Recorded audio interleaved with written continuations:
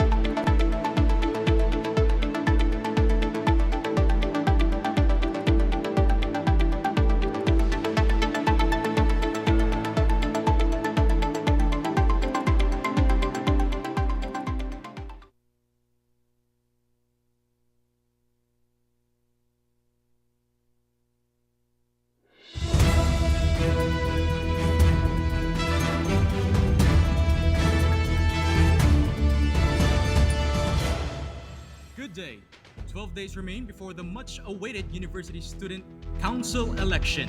This year, 23 candidates are vying for the opportunity to represent almost 19,000 students of Mariano Marcos State University. These aspiring leaders will carry the responsibility of leading and serving the entire student body. Today, we'll get to know them, the faces and minds behind the posters and platforms. Good afternoon. I am Matthew Cabie.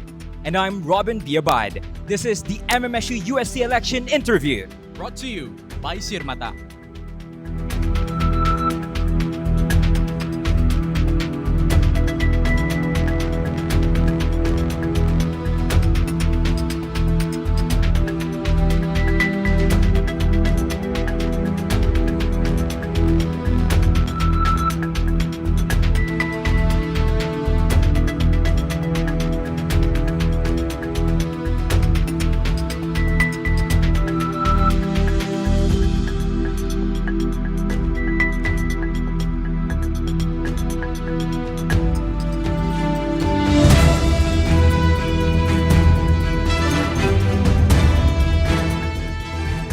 In this interview, we will start with the unit counselors, followed by the junior executives, then finally, the senior executives. Each candidate will be given an allotted time to answer questions and address the student body. 6 minutes will be given to the unit counselors, 10 minutes for the junior executives, and 15 minutes for the senior executives. Let's begin our interview with the unit counselor candidates, starting with the College of Teacher Education. Good afternoon, everyone. I am Julie May F. Tolentino, and I'm running for the position of CDE counselor. And I'm still a first-year student, and I'm very grateful to have this opportunity to lead and to take the initiative to work with the university. Thank you so So, much. Ms. Tolentino, you've mentioned noon that you are a volunteer, right? Yes, So, sir. now you're going to be a full-fledged counselor. So, malaking jump siya ng responsibility. Do you agree with that? Yes, sir. Yes. Okay. So, since sumatakbo ka ng walang kalaban, of course, the seat will be yours automatically. Yes. If the student body agrees, right? Yes. So, how will you promise or ensure sa mga city students na handa kang mag-lead to the front and not just follow directions from the higher ups? To my fellow students in Mariano Marcos State University College of Teacher Education, for me, it's not too early or it's not too late to serve in our college. I mean, I'm a volunteer, I'm a student volunteer, but I take this initiative or I am committed to say yes into this opportunity. So I promised right now that I will not change anything, but I will just add value into our system. Thank you so much. Can we ask Ms. Tolentino, what motivated you to run for this position? What motivated me most is when I work with the student council, I have a friend, Jed Patrick Salvador, our student representative for the student council, and he inspired me a lot to work and to have the courage to lead someday. That's all. Okay. All right. If we take a look at it, this experience, no, this responsibility talagang medyo mabigat siya because this is university-wide, no? How do you feel considering that you're still a first-year student? I feel happy, not nervous at all, because this is like a momentum to work in a college wherein some people would think that I am not too capable or too competent to lead the college because I'm just too young into this position. But I'm here because I am committed, I said yes, and I would pursue it. That's all. Okay. Now, as a current volunteer, as you've said earlier, you have seen the inner workings of the CTE Student Council up close. Yes, sir. looking at the outgoing university administration and the current CTE counselor, what do you believe was their biggest failure in representing future educators? And how will you approach as the new counselor to fix that? I don't think I see anything because, as we know, CTE Student Council is the best student council right now. And I think how I see the system right now is really good and working well to represent the student in the College of Teacher Education. Now that you mentioned that it is the best student council, would you mind specifying how they are actually, or justifying how they are actually the best student council? We operate many clubs and we support many club projects, academic recognition, and also for the financial needs of the student. And I think that sets them apart to other student councils. Okay, so Miss Tolentino, alam naman natin, or sinasabi nga nila that nothing is perfect, right? Yes. So, para sa iyo, ano pa yung pwedeng ma-improve sa CTE now that you've seen the inner workings? So my platform is called Additional Agenda. It's not to change the system, it's to add. And I think I could add accessibility for students, especially if there's an event here in Batak. I want them to have some kind of accessible transportation for them to fully engage in the events of Batak or our university. Okay. So can you expand that? Can you specify the process and how that would happen? This is very hard because it costs a lot of money and it costs a lot of budget, especially if we aim for pre-transportation for those students from CTE to have student mobility here in our university. I think I could communicate to our USC logistics or to the whole administration to some kind of, or somehow think about ways that we could do to kindly do the project. Sorry. Okay, thank you. And now we're giving you 1 minute to convince the public or the student body why you deserve to be in that position. I am Julie May Tolentino, and I am a student that is really here right now for you. I'm not here to, again, tweak anything or change anything, but I just want to make the system more accessible, more promising, and more thoughtful. And I hope even the silent voice that you're hearing right now could really help, even in a simple way. Thank you so much. Okay, thank you very much, Ms. Tolentino. And that is Ms. Julia May F. Tolentino, the unit counselor candidate for the College of Teacher Education. Thank you very much. Thank you so much.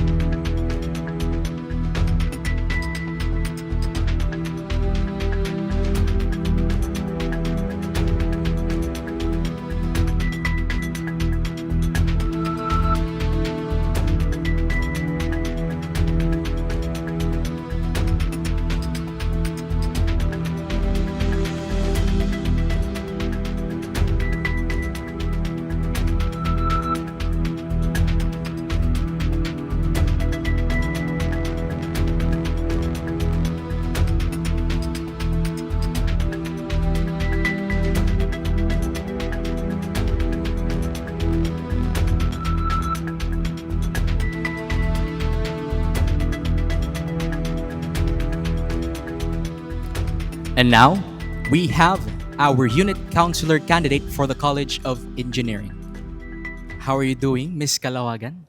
Well, I'm doing okay, and it's a great day, so I'm chill with it. How is it a great day? Why? What made it great? Well, first and foremost, I'm here sitting in front of the MMSU student tree, in front of everybody, and I'm showing who I am. So, and I believe that every day is a great day.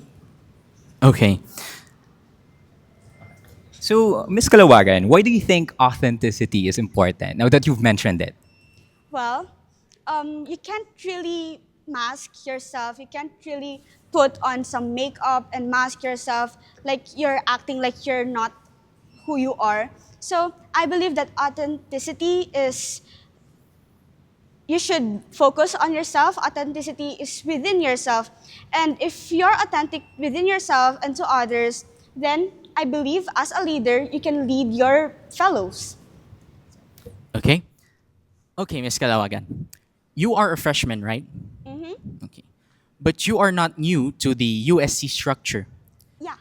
Having served as the LHS Lawag counselor, however, representing a laboratory high school is vastly different Mm-hmm. from representing the College of Engineering. Mm-hmm. How will you scale your high school leadership experience to handle the complex academic grievances of college level engineering students? To be honest, to be honest, leading the student tree from LHS Lawag and also from the College of Engineering, I can't really see a much bigger difference. Maybe it's just another level since we are all older and then I was young and I was naive and I was the youngest in the council. Well, it was actually a very good time in LHS Lawag since I get to lead on my own and we have different campus there. So maybe I'll just apply on what I did in LHS Lawag, specifically about, serving the students, being the catalyst of hope, of change, giving an optimistic attitude, and at the same time showing equality for all. And I also believe that I'm not alone on this leadership. Okay. We have the university student council family, the whole MMSU family, and also the student council family. For instance, the first thing that I will do, or maybe the first thing that I will make sure is that the SC and the USC have this bridge so that they will have this connection, and maybe that's where the change will start. Okay. So, now that you're in college, right? What do you see or what are you seeing as the biggest problem that the KAI students are facing right now? And what are you proposing for you to be able to solve this problem? Now that I'm in college, I can really see that KAI have this, bagsak culture. And I thought they were bluffing at that time because, I have friends from KAI, I have seniors from KAI. They always make fun of me that I will get cinco, I will get cuatro and such. And um, I know that it's hard. Yes, it's hard. But, just being there, like just being resilient, just trying your best, and that's really okay. Like, you can't really push yourself through your limits just because hindi ka makakagraduate ng 4 years. And that maybe one of my, plans for doing that is to help other students. Well, I have classmates, I have friends na we have this group that we encourage each other, we share lessons with each other, and maybe we can do that to KAI. Okay. So, in connection with that, right? Looking Yeah. at the outgoing administration, what do you believe was the biggest failure or oversight of the current KOI counselor in representing the engineering student body? Well, I can't really see a failure or maybe a big gap what the incumbent KAI counselor, because at some point I've been in her shoe. So I can't really judge her if it's if there's a gap or maybe if there's an imperfection. Because I, a student leader myself, I know that it's hard to do things. And now that like I'm in the College of Engineering with that bagsakin culture, I can't really blame her or anything at all. Okay, we now give you the floor with 1 minute to convince the public or the student body why you deserve to be in that position. Good day, everyone. Good day, MMSU. I am Mary Isabel A. Kalawagan, or your Ading Isa, Ate Isa, from College of Engineering, running for its counselor. I have this platform, it's COE. It's change for the positive result, O for optimistic attitude, and E for equality for all. And I hope you guys will vote for me and also for my party list, the Abrasa party list. Thank you so much. Thank you. Thank you. Thank you so much.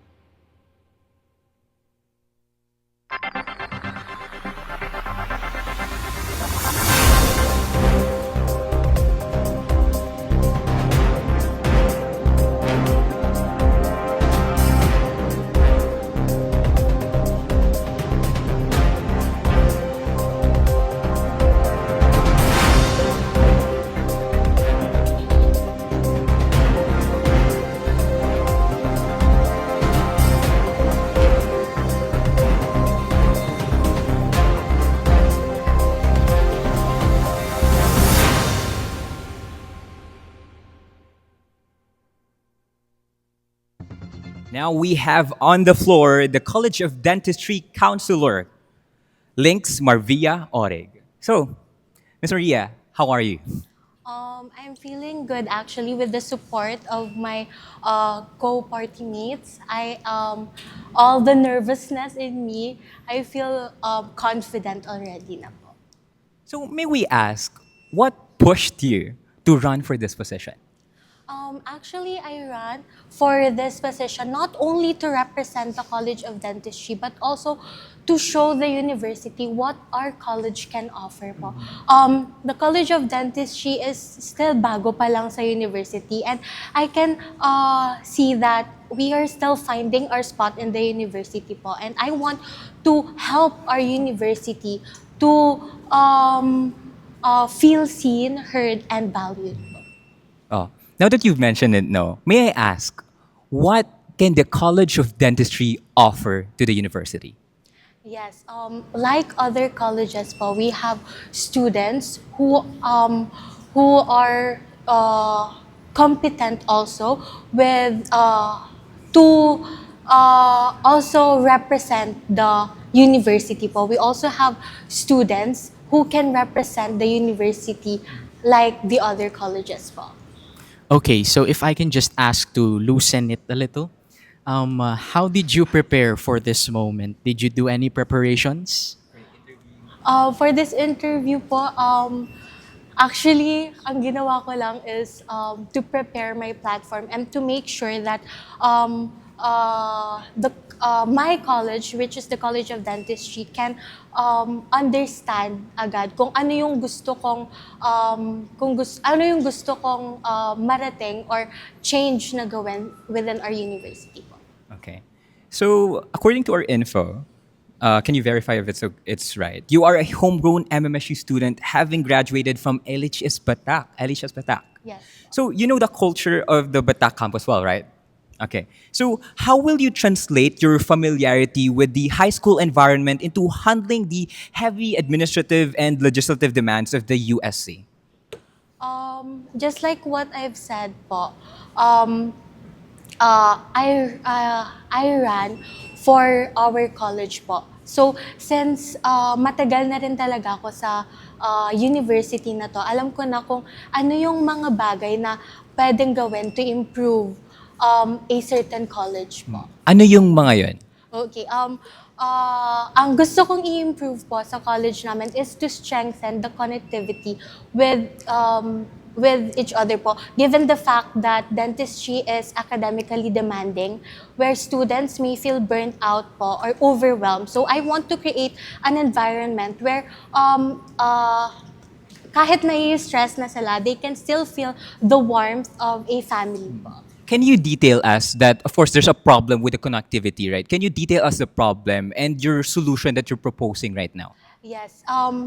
Just like what I've said din po earlier, bago pa lang po yung college namin and we are still finding our place po in the university. So, connectivity in a way that connection between the College of Dentistry with the different colleges within the university.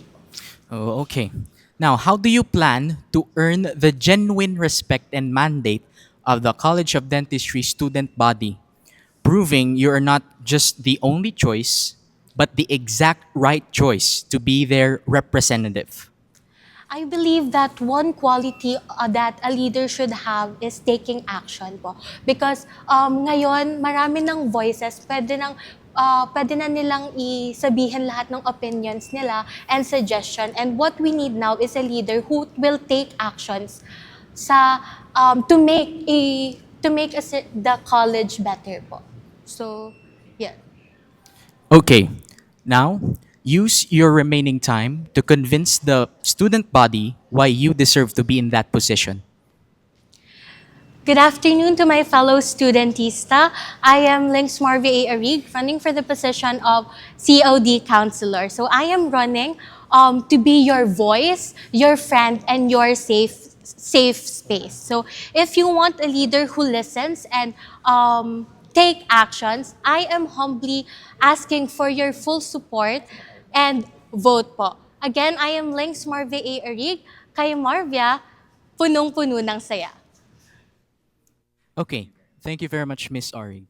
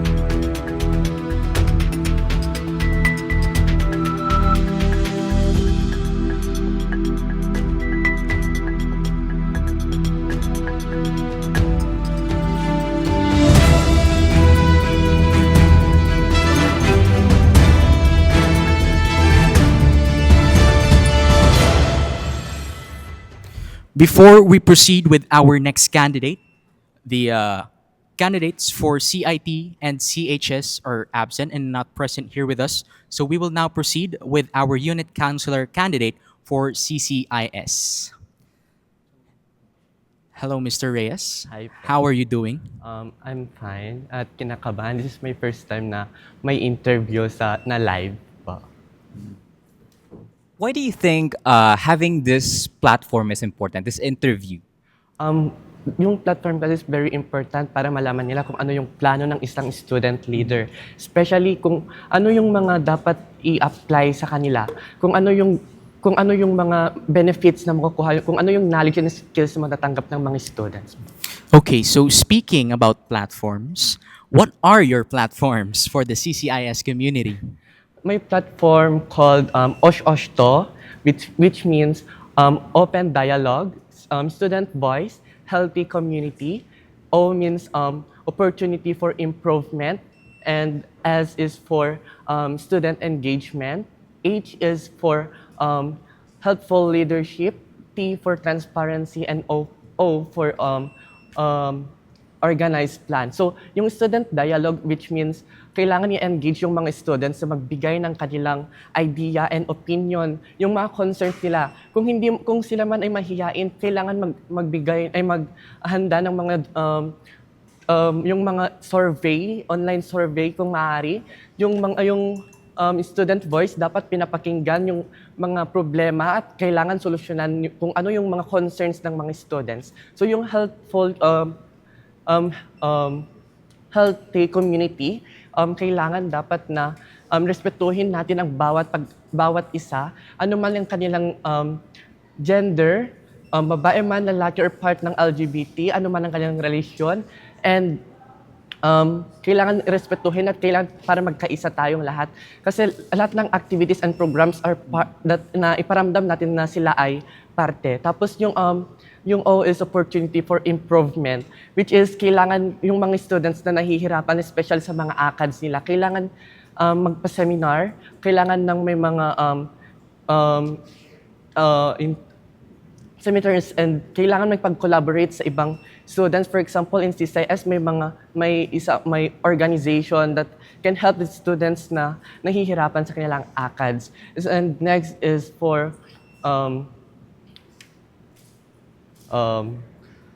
student engagement. So yung student engagement, kailangan i-entertain sila na sumali sa mga activities and programs, especially in our college and university. Kasi lahat ng activities and programs ng ating university ay it helps us to gain our knowledge and skills, and we can apply this in the future. Next is for the transparency. Dapat yung H is for helpful leadership. Kailangan yung isang leader may kakayahan tulungan isang mag-aral, may kakayahan tumulong na kahit sa anong problema, mahirap man ito, kailangan nandyan siya nakaakabay ng isang leader. Dapat hindi pinapabayaan ng kanyang mga co-students. Next is for transparency. Kailangan yung mga events, programs, and activities ng university, kailangan na i-inform agad. Dapat on time na mai-inform sila para prepare kung what it's happened to our university. Next is organized plan. Kailangan organized before magsimula yung mga activities and programs para hindi tayo magkakaproblema on that yung day ng program and activities. Kailangan planado, dapat prepared po. Thank you very much. It's good that you have an extensive platform. Pero may I ask, in your first month as the CCIS counselor, if the student body agree, ano yung pinakaunang project na itatackle mo in the first month? First kasi yung kailangan mag-serve muna sa students. Alamin kung ano yung pangangailangan ng mga students, especially sa CCIS.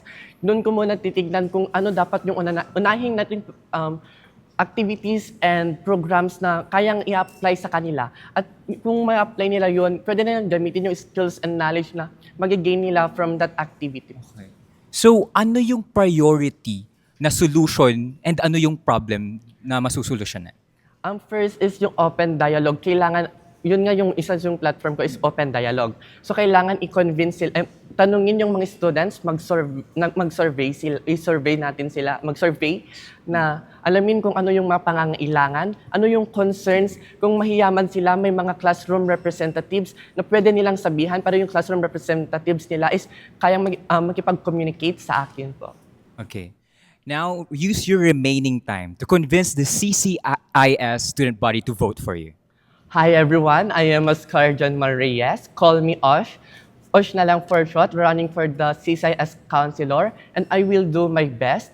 And sana i-vote nyo ko sa darating na election ng University Student Council. Muli, ako si Osh Reyes, kilala sa pangalan ng Oscar John Marias. Osh to al serbisyo, Osh to al liderato, Osh to ang pagtamnamaan. Na may puso, galing at talino. Yes na yes, Kai Reyes. Thank you so much, Mr. Oscar Reyes, the CCIS counselor candidate.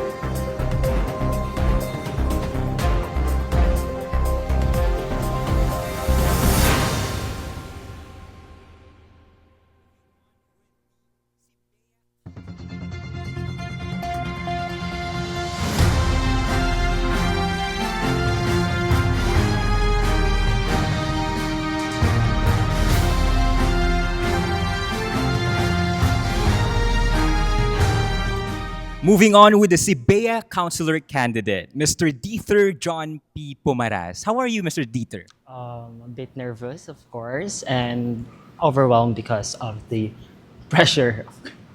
Yes. Okay.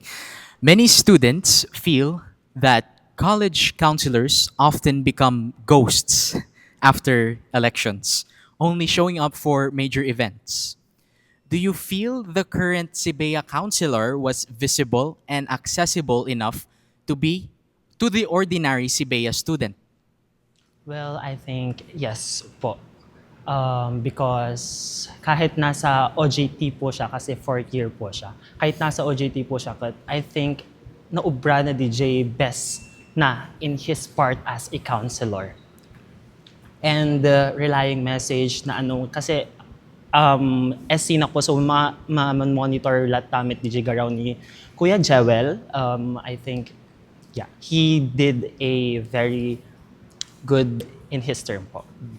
Ano naman yung mga specific na projects nga ituloy mo ako na nga nasaya at nga na-observe mo kanya na?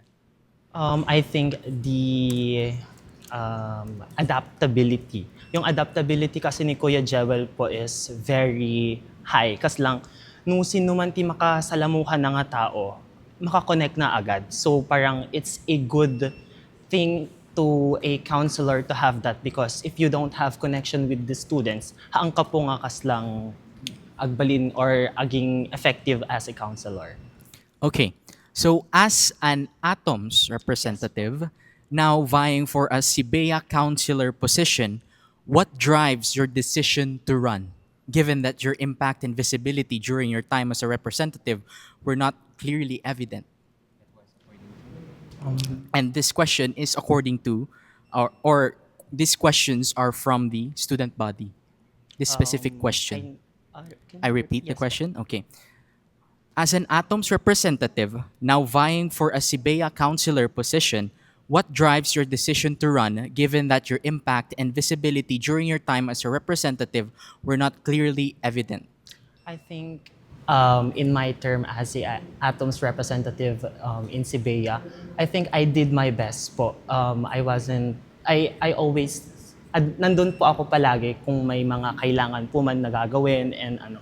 And running for this position po as Sibea counselor, I want to represent not only my org but the whole Sibea. I want to be their voice. I want to represent them in the best way that the whole university would know Sibea po. Okay. Like many of your slate, you are running for this counselor seat entirely unopposed. Without an opponent to challenge your platform during this campaign, how will you ensure that you don't become complacent once you are officially seated in the League of Counselors?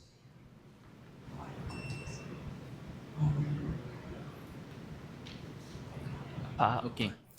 Once more, like many on your slate, you are running for this counselor seat entirely unopposed.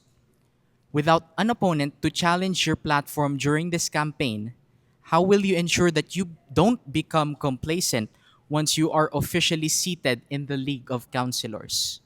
I would of course, I think everyone is, or sino man nga tumarayket, they would do their best. Like, they would show up in times when they needed you, parang ganun po. So, kung may mga events, or not only events, kung may mga important meetings or may mga important informations na kailangan may relay to the students, I would be there to cater them. Mr. Pumaras, may I ask, ano yung napapansin mo as a primary problem in Sibea and what are you proposing para masolusyonan ito? I think yung pag-speak up nila with their concerns and complaints. So based on my platforms, I had the Agipulong, which focuses on parang online platforms so now where Sibea students could tell their questions or concerns, complaints through a social media. Okay. With your remaining time, convince the student body why they should vote for you. Hello, everyone. I am Dieter John Pumaras, running for the Sibeya Councilor. Not only I am going to represent our college, but I would be your voice. I would represent the college in all of my capability, and um, I would be your voice. I'll represent the Sibeya, and I will ensure that every students is heard in Sibeya. And once again, I am Dieter and always be there. Thank you so much. Okay, thank you very much, Mr. Pumaras.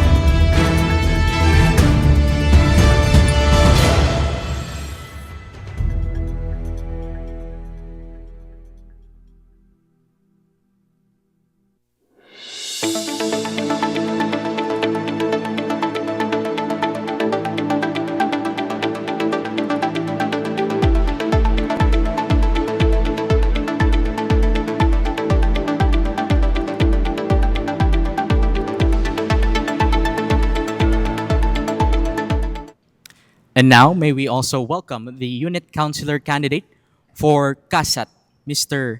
Dale Adrian M. Tayamen. Okay. May I just ask, what was going on inside of your mind kanina nung naghihintay ka sa labas?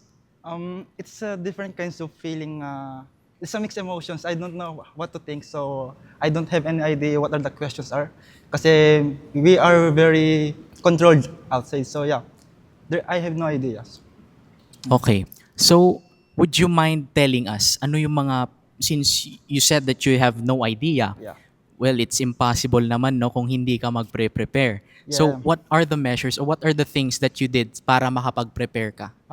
Actually, last night, to be specific, I was using AI I used AI to generate different questions that could mabalin nga rumor, and then I tried to answer it and trying to record myself, and after that reviewing what are the improvements that could improve my speaking skills and what the confidence also. Okay. Mr. Tayamen, now that you've mentioned it and opened up the discussion on AI, Yeah. ano yung opinion mo sa paggamit ng AI ng mga students? I think there is nothing wrong about AI. I think we just need to set the boundaries. We just need to set the boundaries to the point na we are not only relying to it. Even though as a student, most of the faculties kasi, they are also using AI. So if they want to really set the limits, so I think they should be the one who will become the role model. Ayan. So in order for the students to follow them. Okay, let me just ask you, why did you run for this position? I decided to run for this position to really genuinely to serve the student, specifically the CASAT studentry. I've been serving the CASAT studentry for the past 3 years. During my first and second year, I've been in ACAD organization, and now I am the currently vice president of the CASAT Student Council. And I'm not disregarding the efforts of Kuya AA, the current CASAT Student Council. He's doing great, but I saw a lack of representations when it comes to decision making, the student activities in the university-wide.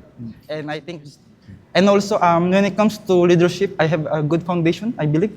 When I was in senior high school, I've attended different leadership trainings, workshops. I also part of the SSG before. And yes, I think that is enough for me to run. Yes. Okay. So you've mentioned kanina na parang may pagkukulang Yeah. from the last CASAT counselor.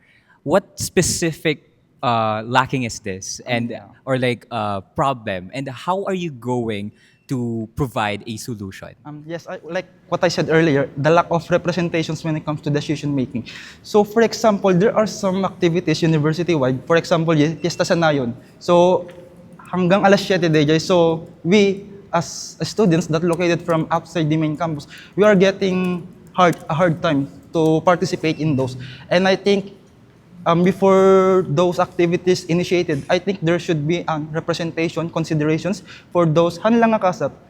There are different colleges. We have CIT, CTE, PAWAI, and yeah, I think there is a need talagang for representations. Okay. So now that you mentioned that there is a lack of representation, we all know that the USC central office is located here in Batak, but the CASAT student body is all the way in Corimao. How do you plan to bridge the geographical gap to ensure that the CASAT students are not treated as an afterthought by the central administration? I think I should be the one who commit. I need to commit for that. I need to communicate to the central office to, and at the same time there is no lack. There is not a hard time because we have different kinds of communications. We have messenger, telegram. So for me, it's easy to communicate. It's just the commitment for you to come as personally as the if even if for example if given the chance to go to the office or in this position. Okay. You've mentioned earlier that the CASAT counselor did a great job, right? But it lacked representation. Yes. Could you at least give one specific thing that you could do, or one specific project that could really show, or that could really bridge the gap? Actually, one of my platforms is the Dawat. It's called Dawat. So it is a platform wherein student voices, concerns, or ideas are openly perceived in my office, if ever. So specifically in the College of CASAT, yeah. With that, I think that is enough for me to fill the gap when it comes to representing the CASAT studentry. Thank you so much, Mr. Tayamen. Now, using your remaining time, please convince the CASAT student body to vote for you. Hello, CASAT community. I am Dale Adrian M. Tayamen, again, running for the position of CASAT counselor. I know I'm Mudakon, and I think I am capable for this, and you know that, guys. So please support me, and of course, my party mates. Abrasa. Yun. Thank you po. Thank you so Thank you. much.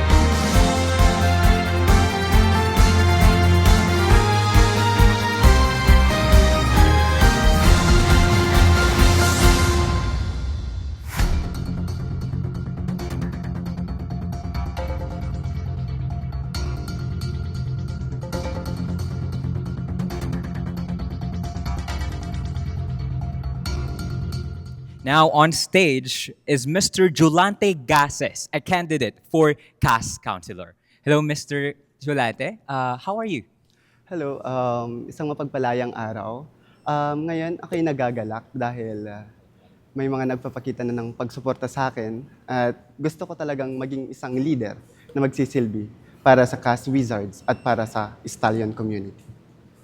Okay. So if we look at the lineup no sa lahat dito sa unit counselor, we can see that only the College of Arts and Sciences, we have two candidates no may kalabang ka. So what is going on inside of what is going through your mind right now, knowing that you're the only one that has an opponent? Actually, nabigla din ako na kami lang yung may kalaban na college. And sabi ko nga, napapatunayan lang na ang cast ay sadyang diverse at maraming talagang leader sa cast.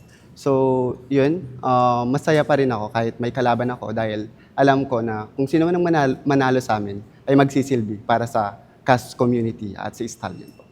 So aside from having an opponent, you're also doing it as an independent candidate. So may I ask, what drove you to step away from the established party list, and how do you plan to win over CAS student body without a party that is supporting you? Well, first of all, even before, I already planned to do independent. Nung wala pang schedule per election, I already planned to do independent kasi naniniwala ako na kaya ko. And I believe in myself that I can do. And kapag independent kasi, sarili kong vision yung sinusunod ko. Hindi ko kailangan ng vision ng party list na ito yung gagawin, itong gagawin. So yeah, I think I can do, kaya naging independent All pa. right. So in connection with that naman, no. So if you're going to win, you will likely be working with an executive committee dominated by a single party. How do you plan to push your agenda for CAS if you don't have political allies in the room? Naniniwala pa rin ako na may boses tayo. Kung ilalaban natin, and ilalaban talaga natin kung ano yung vision ko para sa CAS Wizards. And because of the yung mga platforms natin and ipapasa natin ito and kailangan talaga na para sa CAS community yung pagsisilbi and for the stallions. Okay, so would you mind sharing us, or can we talk about the problems that you are currently seeing here at CAS? Ang pinaka problema talaga is about communication dissemination from the higher ups, the OSAS or the SAS, USC. And medyo nalilate po kasi yung dissemination natin. So may mga nalilate na announcement sa CAS. So yun yung unang problema na gusto kong i-address personally para mas aware yung CAS Wizards. Do you think nagkaroon ng pagkukulang yung current CAS counselor right now, especially that you're mentioning the information dissemination? I would say na hindi naman siya nagkulang. But somehow, busy din kasi ang schedule ng isang estudyante. Pero in that sense, since if I were win, I would create a GC that utilizes only for announcement coming from the upper apps. And that GC, nandun lahat yung USC, yung mga org presidents, and even the SASC. Okay, with this GC, how can you say then that this is an effective solution to that problem? Naniniwala ako na effective ito kasi most of us na ay gumagamit or nagre-rely on GC. So, in that GC is, kapag na-receive na yung announcement or yung papers, ay ibababa agad in the group chat po. Okay. For the CAS voters watching this live broadcast who are currently torn between you and your opponent, what is the clearest, most defining difference between your brand of leadership and theirs? Sorry. Personally, I am an active leader outside university, and I participate in different national, international, and even local organizations. So I believe I am already a driven leader, who have experience, a wealth experience of leadership with my credentials in leadership. Okay, with your remaining time, you now have the chance to convince the public why they should vote for you. To my fellow cast wizards, nandito ako bilang isang estudyante. Hindi lang bilang isang magiging cast counselor, pero bilang isang estudyante na kasama ninyo sa laban and kasama nyo as one of my platforms, Kasangga. I will be your ally, your voice, and I will act. Thank you. Okay, thank you very much, Mr. Gases.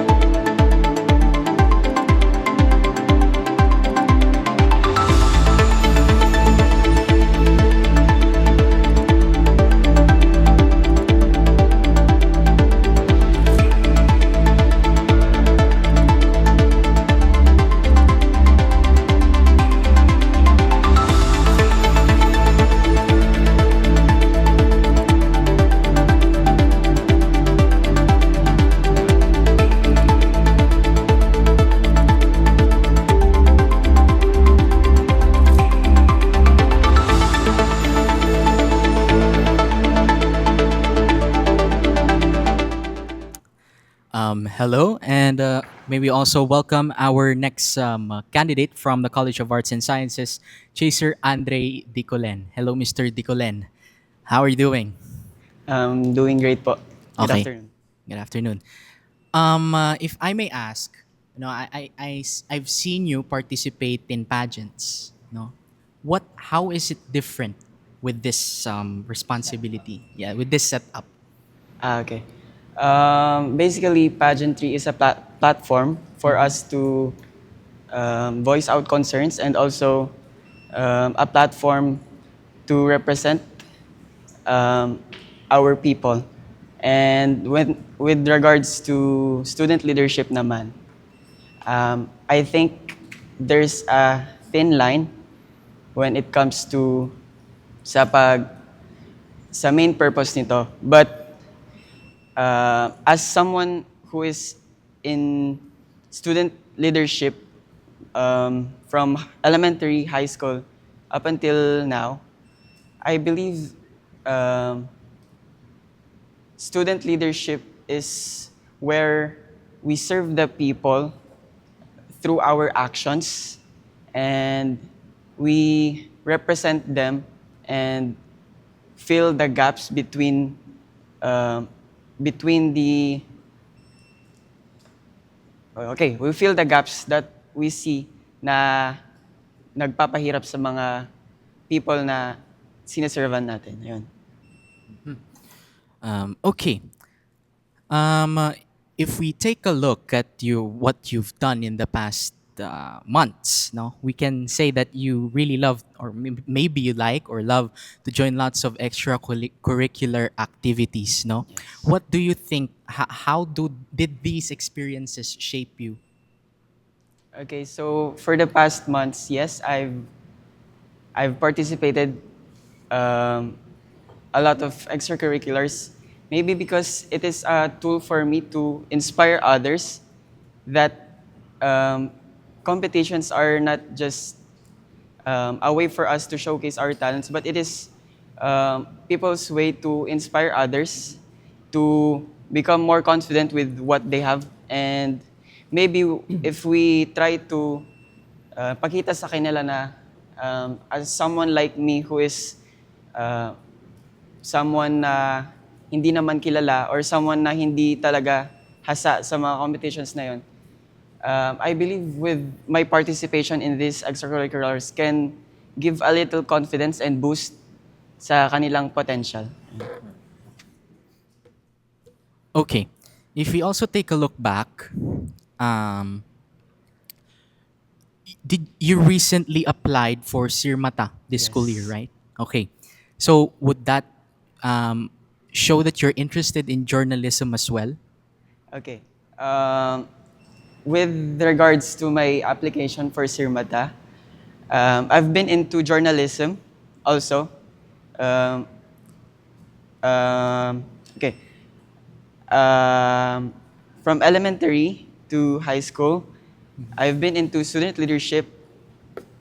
Kasabay nito yung my interest when it comes to journalism. Kasi in journalism kasi, we we journalists, cartoonist ka man, you're a reporter, you are writers, we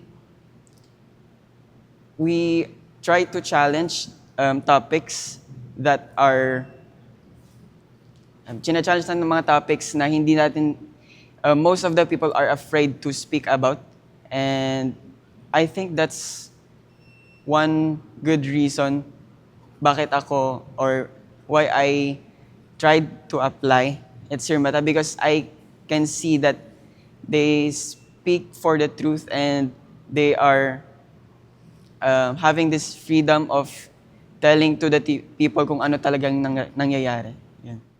So, what do you think yung may contribute ng journalism lens mo sa leadership if ever you win?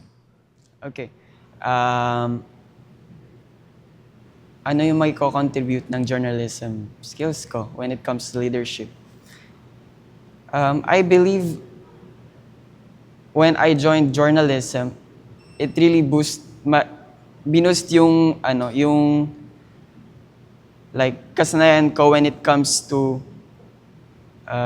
pagtitingin ng mga informations and having the ability to see yung mga timely issues, and I believe with these issues po, and when it comes to student leadership, mas ma-address, and it can be a tool for us na mas iparating sa mga higher ups yung mga issues na nararanasan natin. Okay, now that you're mentioning issues, what is one specific issue or urgent issue that is currently faced by the programs in CAS? And what is your exact plan to fix it? Okay, so running in this position, I've seen gaps that are kailangan na matutukan, and one of which is yung pag-disseminate ng informations, and I want my platform, CAS Connect, na mas i-bridge ang mga students when it comes to information dissemination. So, why do you think is it important na iboto dapat ng mga student ang isang first year na nasa isang party list? Okay. I believe being a first-year student is not a limitation for you to serve the people. Kasi when it comes to leading naman, it's not about your age. It's not about the position you're in. It's about how you serve the people and your willingness to lead. And that's the main reason, and that's yun yung nagmo-motivate sa akin to run. Now, use your 30 seconds to convince the CAS student body to vote for you. Okay. Hello, everybody. I am Chaser Andre Dicolen, one of the candidates vying for the position of College of Arts and Sciences Counselor. And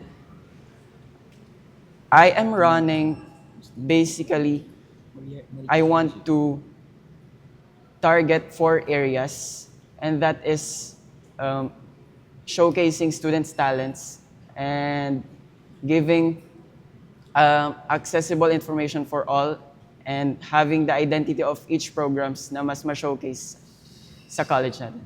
Ayun. All right. Thank you so much, Mr. Dicolen, a candidate for CAS Counselor.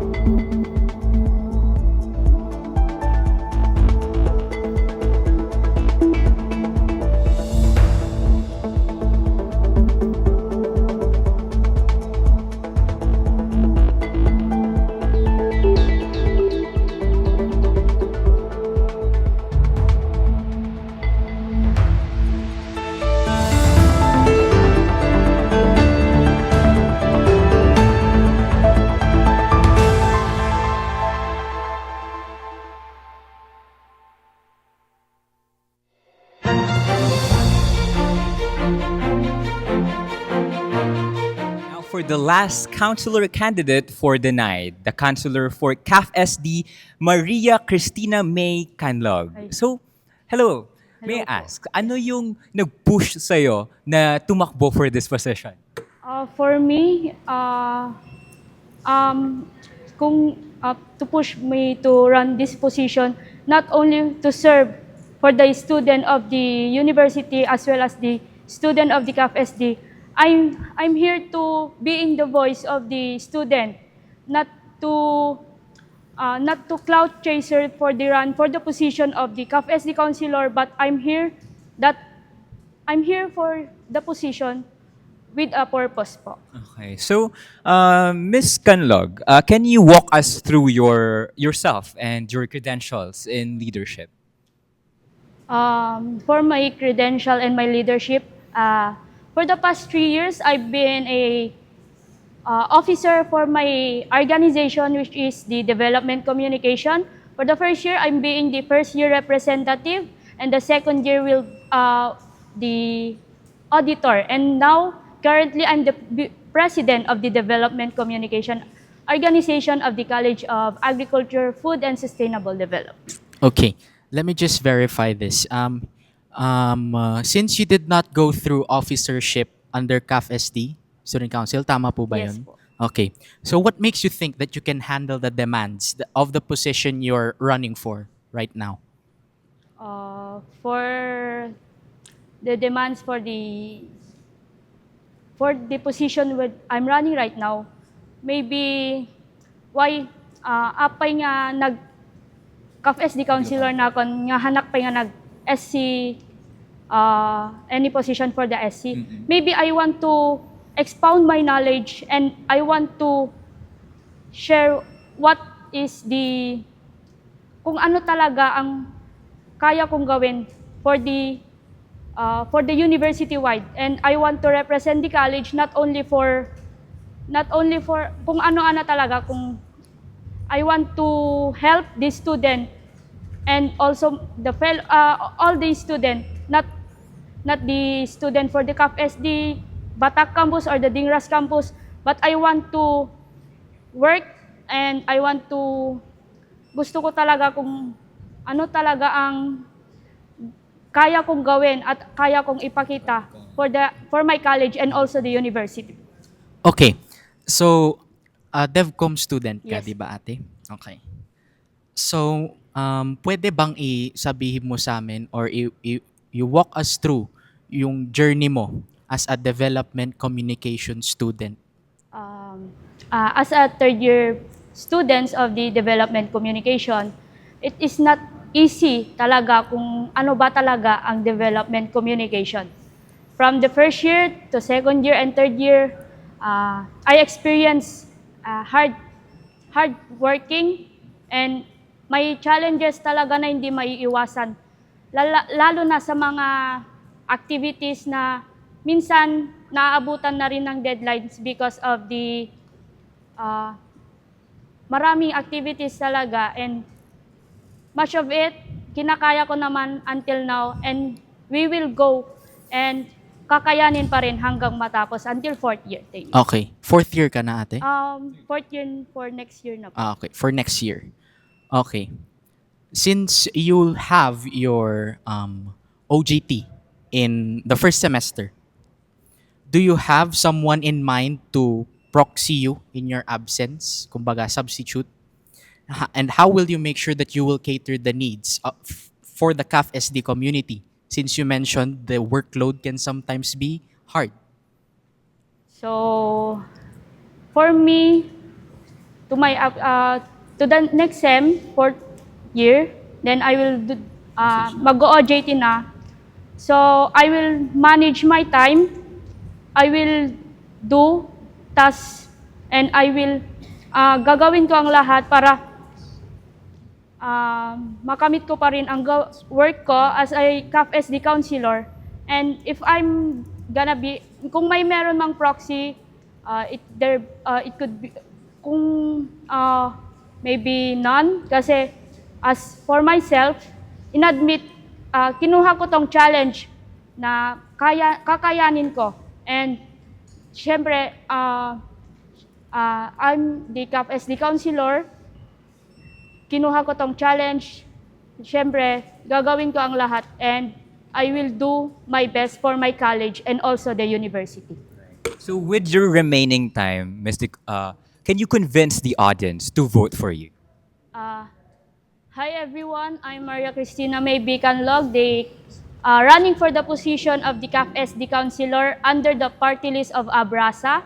I convinced everyone to vote me, not for me, and vote also my party list. Straight vote, and if you gonna, kung ibutos dakman, and I will do my best, and gagawin ko ang lahat para sa ikakabuti ng CAF-SD.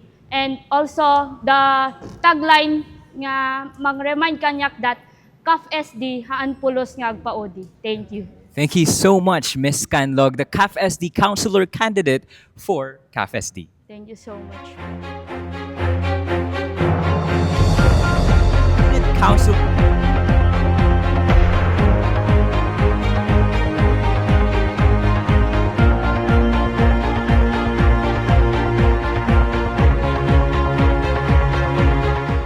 We've just heard from the unit counselor candidates, the voices representing each college across the university. Stay with us while we take a short break, and the live coverage of SIRMATA's exclusive interview will be right back.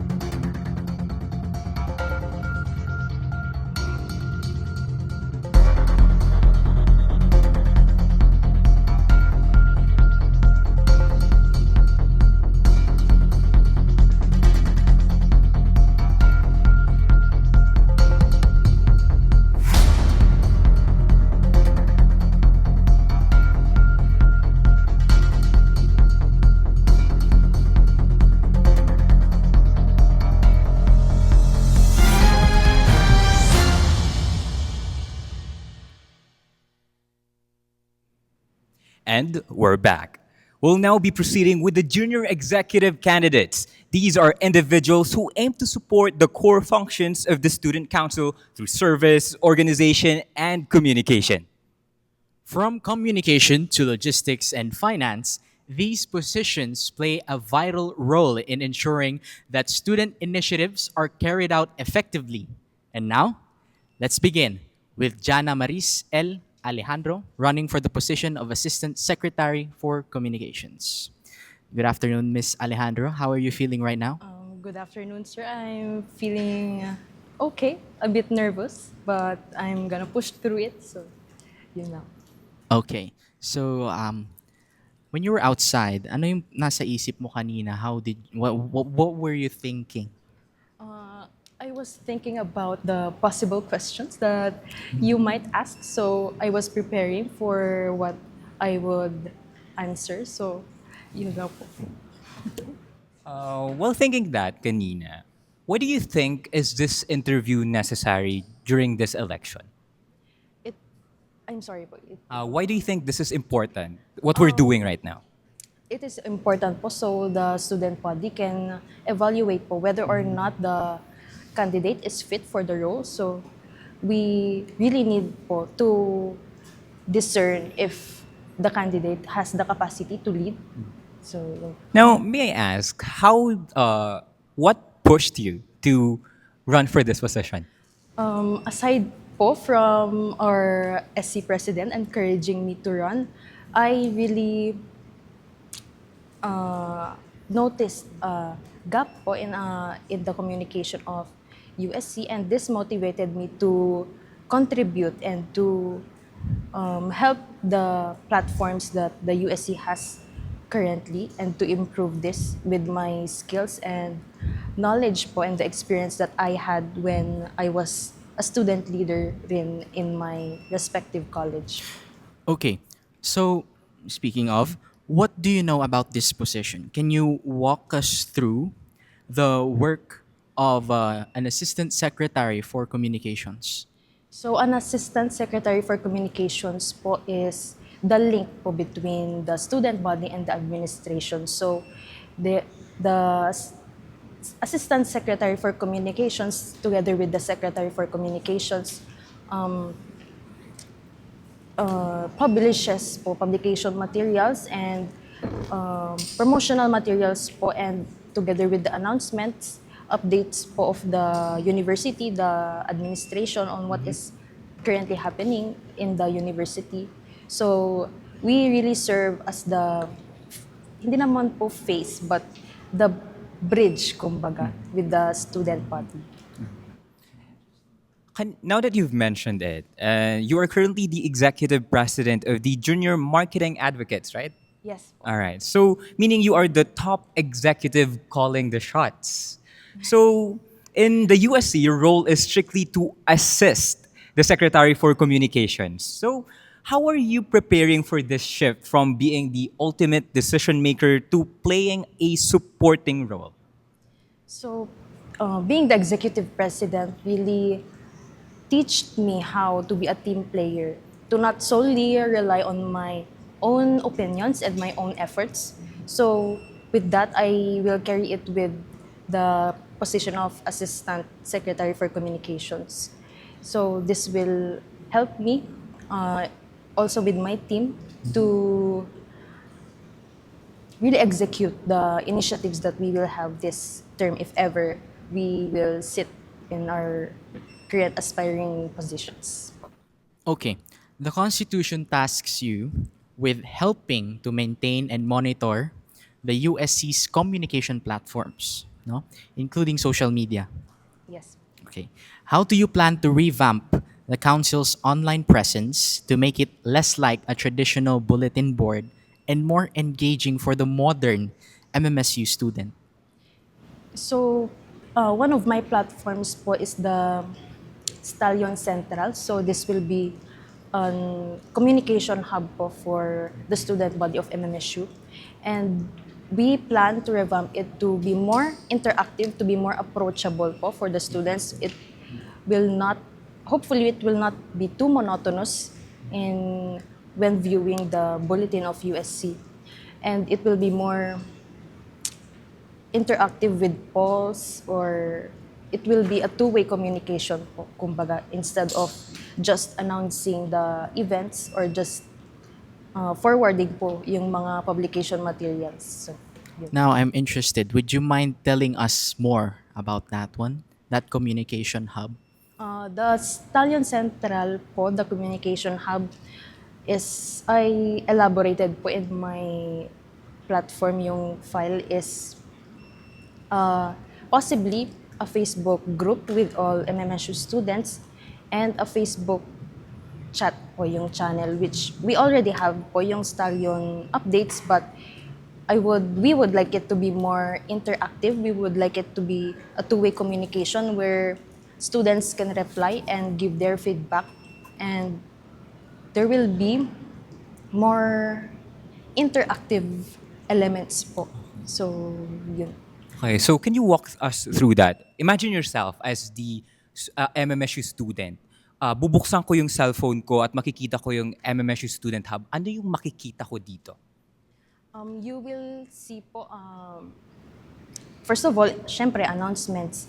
And with our events, we will have more interactive initiatives. Parang pati po yung help desk, which is a Google form, which students can send their questions and their queries or concerns po to the administration, and they can expect po a reply within a day or two. And with that po, we can further improve po always our communication channels and the way we present po our publication materials. Okay. So why USC? Why not Sibeya Student Council? Honestly po, I didn't really expect po to be here today because I am merely from an academic organization, but the people around me really, I think they saw my potential, and they really saw how dedicated and how passionate I am for leadership. And as the current running chairperson po, is the one who encouraged me to join to run the University Student Council. So I think that is testimony po for the leadership that I have to offer this student council. So, yun. Okay. Now, let's proceed with the yes or no questions. Okay? So we will have questions prepared for you, and you'll only be answering yes or no based on what the questions are. Okay? And strictly yes or no only. Okay? So are you ready? Yes. Okay. Will you freeze a college student council's funds for a failed audit? Yes or no? Is the current ADM setup or alternative delivery mode setup actually delivering quality education to MMSU students? Are you willing to publicly protest the university administration if a policy harms the students? Is the university's current 20% threshold for AI detection in coursework actually fair? Should a single grade below 2.50 permanently strip a student of Latin honors? Will you mandate that every single USC receipt and budget report be published publicly online? Do you completely agree with the strict enforcement of the university dress code? Is student press freedom truly unrestricted here in MMSU? I'm sorry po, please. Is student press freedom truly unrestricted here in MMSU? Will you fight for a subsidized campus shuttle to help students survive rising transport costs? Will you push for a mandatory, deadline-free university wellness break during midterms? Okay, now for the last, but not a yes or no question. Okay, here is it. Did the outgoing USC administration actually fulfill their campaign promises? Rate it. Rate it po. From 1 to 100. 1 to 100. Mhm. I would say po 85. 85%. Yes po. Okay. I think they did their best po with the situation that they had in their administration, and I commend them po for doing what they can with what they have received. So, yun. Okay. So we'll now give you 30 seconds to convince the student body why they should choose you. Hello everyone, I am Jana Alejandro. I'm running for the position of Assistant Secretary for Communications.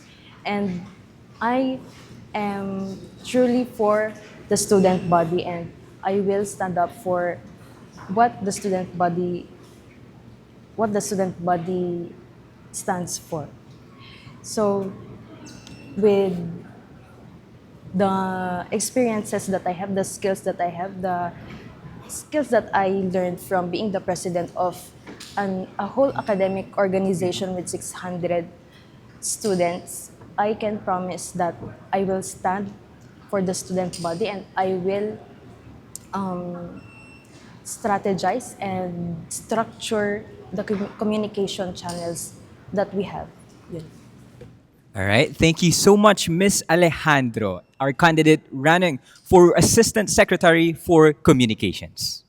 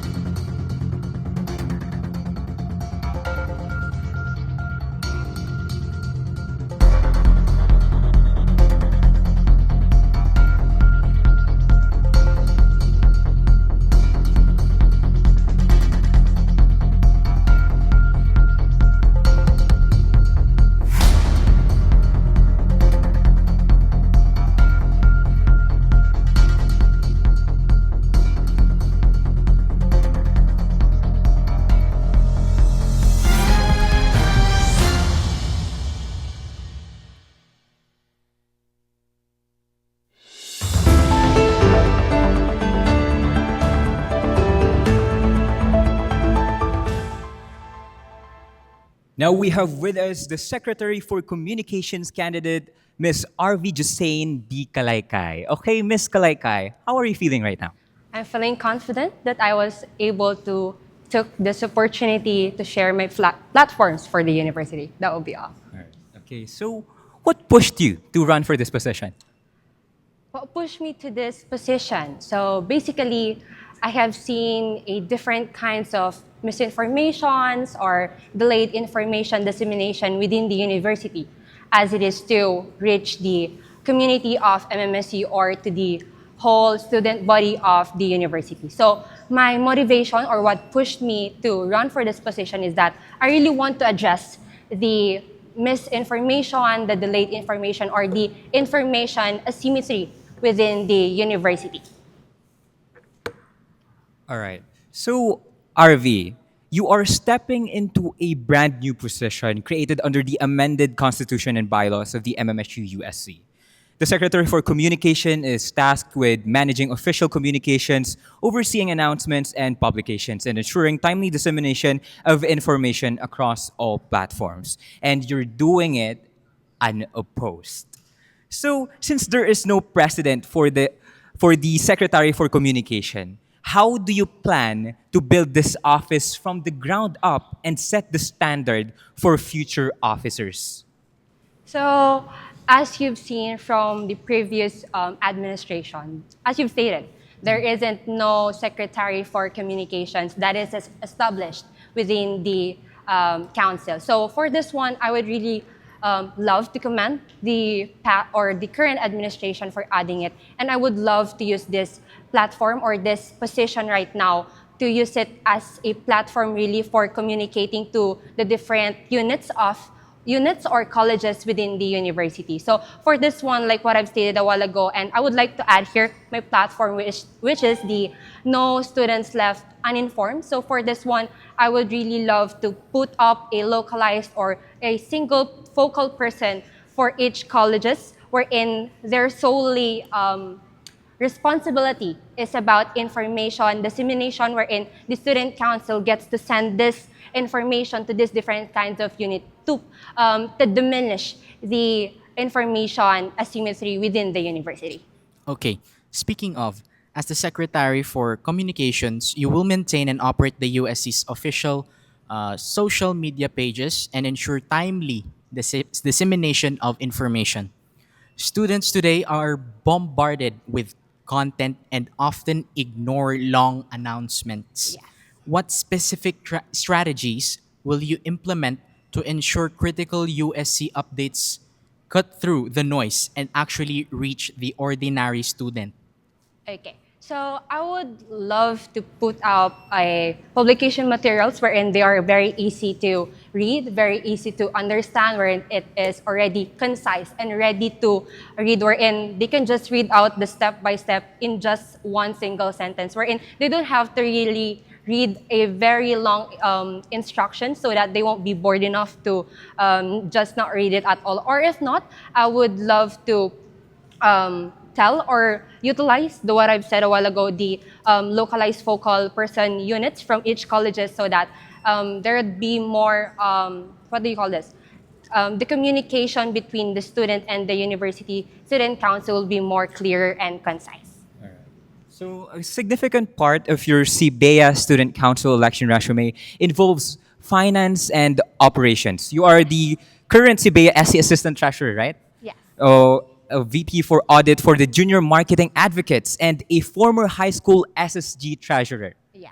So what made you pivot from managing money and audits to managing the public image and communications of the entire university? Okay. So during the student council position that I am currently having right now, I am currently handling some of the publication materials because from the first semester up until to the half of second semester, I was able to hold the different kind of public materials that was used in the student council because my or our student council public information officer was on the job training. So on that time, our council was asking for different kinds of leaders within the council who's eligible, who's literate enough to create such public materials and different kinds of video edits if it is needed. So at that time, I was very encouraged to learn more about, and then yeah, I've used that skills and talent in which then evolve or like, what do you call this, strengthened my skill on that one. And then if you're gonna look up my curriculum vitae as well, I am a marketing student in which it leads or inclined to creating a communication between the students and the council. Yes. Right.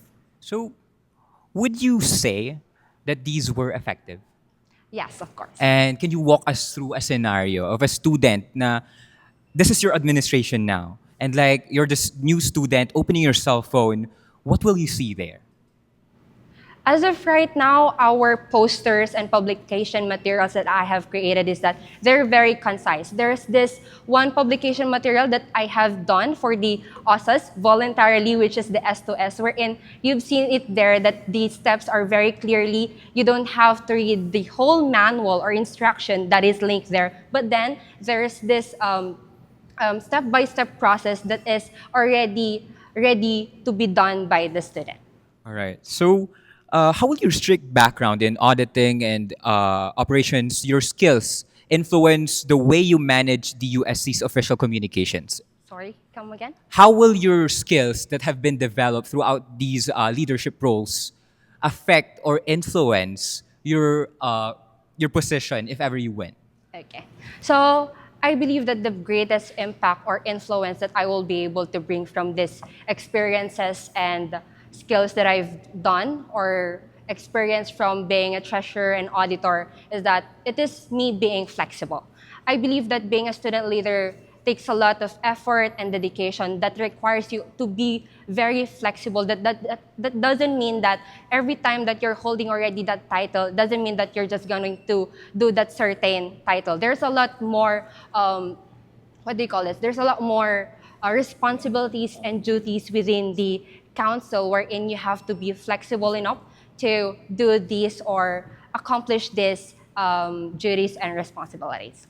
All right. Thank you so much. Beside you is our cards, the yes or no cards. We're moving on with the yes or no segment. Am I gonna use this one or the other side? Yes. This one. The green one is for yes. The red one is for no. So Okay. you're going to raise your opinion. Okay. Or like what you think is Okay. So for number one, will you freeze a college student council's funds for a failed audit? Is the current ADM setup actually delivering quality education to MMSU students? Are you willing to publicly protest the university administration if a policy harms the student? Is the university's current 20% threshold for AI detection in coursework actually fair? Sorry, come again? Is the university's current 20% threshold for AI detection in coursework actually fair? Should a single grade below 2.5 permanently strip a student of Latin honors? Will you mandate that every single USC receipt and budget report be published publicly online? Sorry? Will you mandate that every single USC receipt and budget report be published publicly online? Do you completely agree with the strict enforcement of the university dress code? Is student press freedom truly unrestricted here in MMSU? Will you fight for a subsidized campus shuttle to help students survive rising transport costs? Number 10, will you push for a mandatory deadline-free university wellness break during midterms? Sorry? Will you push for a mandatory deadline-free university wellness break during midterms? All right, and for our last question, this isn't a yes or no. Okay. You're going to rate on a scale of 1 to 100. Can you rate the performance of the outgoing USC administration? Up to 100? Okay. I would give it probably an 85. Yeah. Why? Okay, I have to say it why. I believe that the current administration have done so much in clearing every possible issues that have gone from the past. And I believe that for this time around, they have a clear name, they have cleaned every waste that is left within the council. And the 15% less is probably a room for betterment since the academic year is not yet up. Yes. All right, thank you so much. Now you have 30 seconds to convince the audience to vote for you.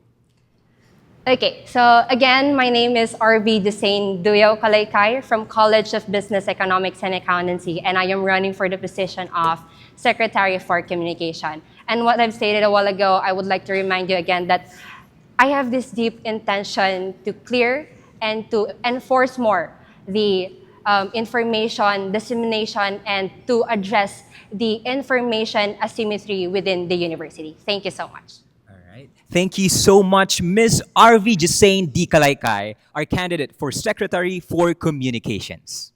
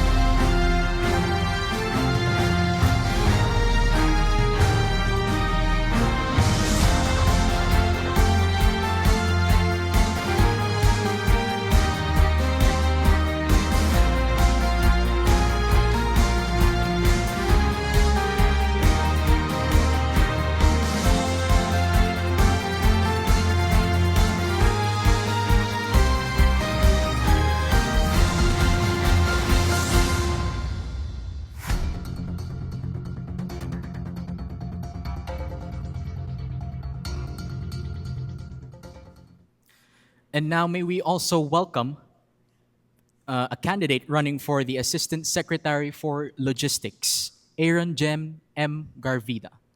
Good afternoon. How are you feeling? I'm okay. Okay, you're feeling okay? Yes, I'm feeling okay. Okay. So, okay lang ba if you walk us through your leadership journey? During my first year, I was the PatFit president in the MMS unit lang.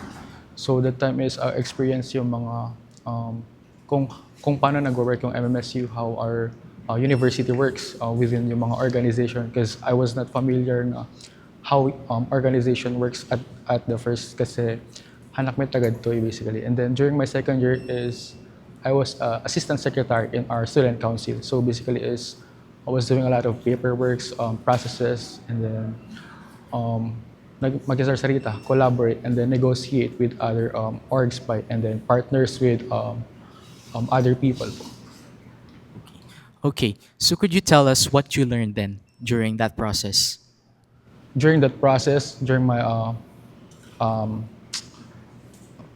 during President Fit, I've learned how much important yung makikollaborate ka with different organizations. That's one thing I've missed during that time kasi as I've said, I'm not familiar on how organizations work within our university. Nga mabaling ka gaan makikollaborate. So during my time in student council sa CCS is I always recommend na maki-collaborate tayo not only within our university but also partner outside organizations, not only yung mga organizations but also yung mga businesses and personalities, something like that, para ma-improve or mapalawak pa yung network ng CCIS that time. Okay. So now that you're running for Assistant Secretary for Logistics, can you walk us through your platforms? Okay. During my time sa council, and of course PatFit na rin, napansin ko is hindi pa rin until now kasi last year is I tried to run for president ng college namin but unfortunately I didn't want. So until now, ang napansin ko is hindi pa rin tayo nag-i-improve on how our documents work. So I was planning na I have this platform I call it Project Amyan. Basically, it's a 4 pages na platform wherein I'm planning to improve on how our document works. Let's say for example, you're going to request GSD. GSD is hindi naman available sa MMSU page yung mga documents niya or paano mo i-process. Basically, in this website, kit mabalin mo ma-access the forms. Mabalin i-access the student organizations suna. So basically, kit mapalakas suna. Kasi one problem na I've encountered during that time, kit very time-consuming suna kasi ag-follow up ka. And then, a very inefficient suna since aguray ka pa, orayan pa di gijay director ka kazay. So with this platform, kit mabalin mo makita, ma-browse mo DJ forms. And then the other one is yung reservation. Kasi imagine you're from COE and then secretary na. So I'm gonna walk from COE to HMAIC or CHUMS just for me to reserve yung venue ng, for example, yung practice ng college namin. And then just for me to see na reserve na pala siya. So with this platform, kahit mabalin tayo makita, so na DJ reserve spaces. So basically, this platform is planning lang ma-digitalize yung mga forms natin since very inefficient yung pagpunta sa mga offices na kailangan pa ng maraming process, mahabang process para lang mapasa mo yung papers. And then in addition to that, we could also use this website para makita yung mga resources na available sa mga colleges. Let's say, for example, sa college namin, we have AR, VR, kasi basically, other colleges or students from MSU kahit mabalinda, bulod and DJ, ngayon, are they aware nga mabalinda, bulod and DJ for academic purposes, something like that. So, with this, nasa ano na siya, basically central hub na siya. You can access yung request form for the CCIS and then you can go na sa CCIS para mahiram mo yung resource na kailangan mo. Since aware ka na available siya pala gamitin ng normal student kasi of course hindi mo naman alam na may ganito yung college na to.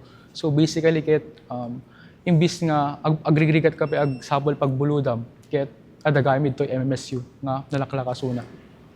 GGT, and then the other page nga the plano ko, the platform ko is obviously is the equalizer. Basically, this page get added scholarships, seminars, workshop, kasi we're planning to work on a lot of workshops and seminar.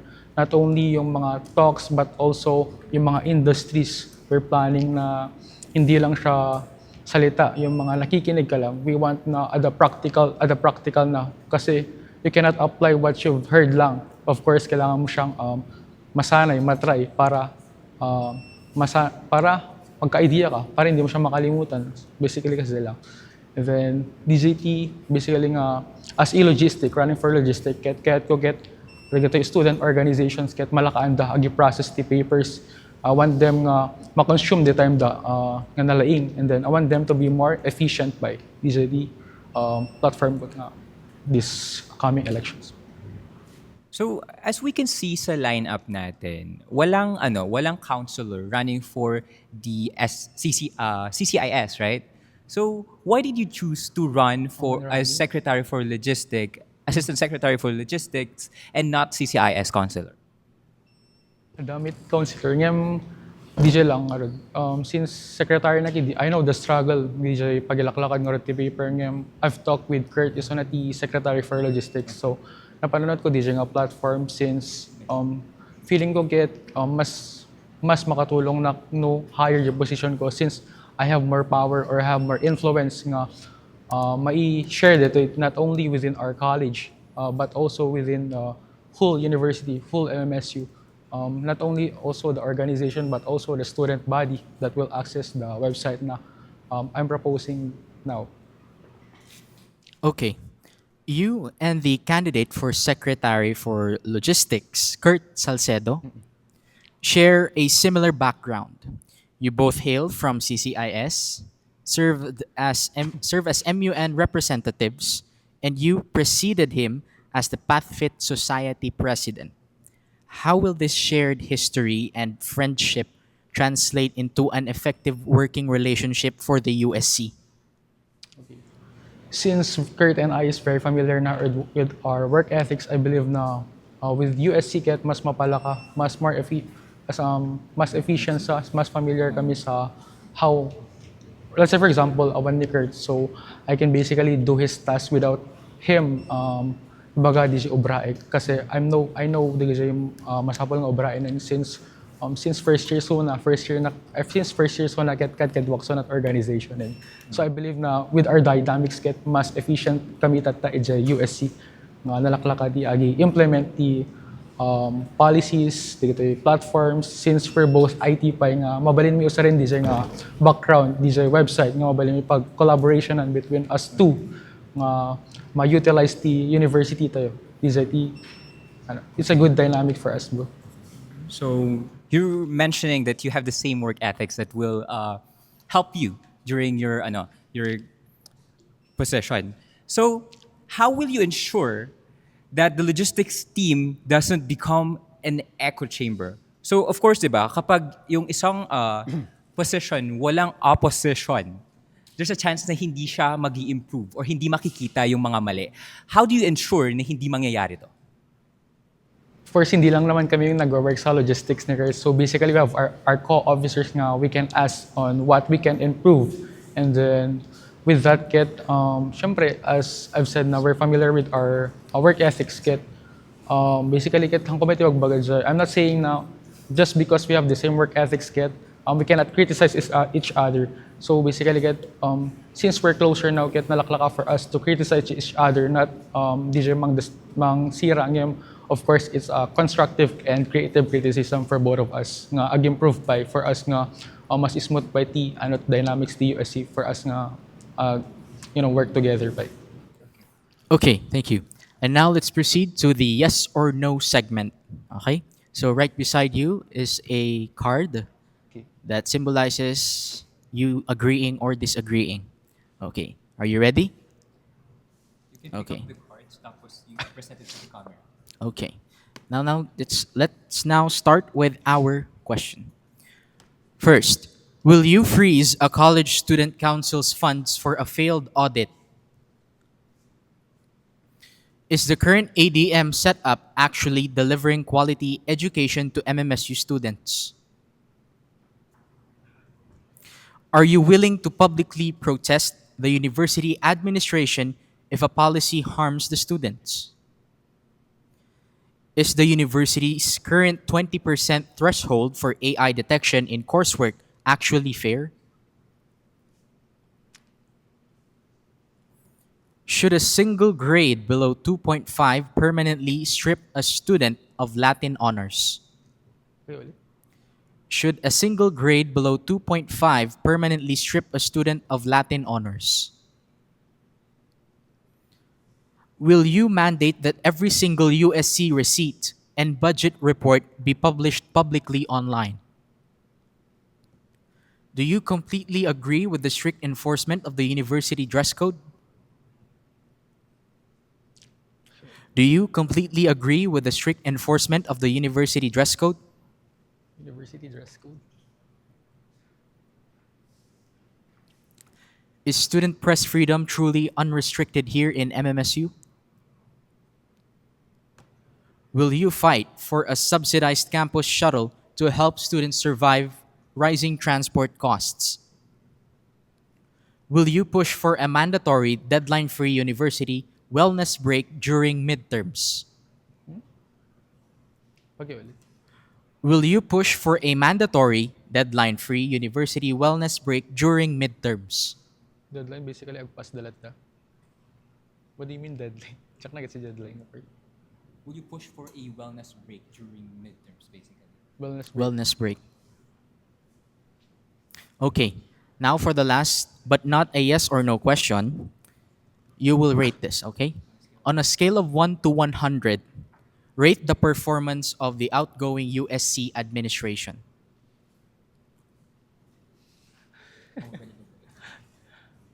Siguro 90. 90. 90.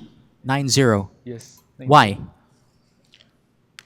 Kasi of course, they have lackings met. Let's say for example, yung mga events nila, kahit wala silang follow-up na mabaling ka mag-feedback kasi. Basically, kahit nga ag-input kami for the following events that they can improve by. Okay, you now have 30 seconds to prove to the student body why you deserve to be in that position. Good afternoon, everyone. I'm Aaron Garvida, running for the position of Assistant Secretary in Logistics. If you guys want na malakaan iti student organization or student body, you want guys nga digitalize the papers that you get, you can vote for me and of course our party list, Abrasa party list. Okay, thank you, Mr. Garvida. Thank you.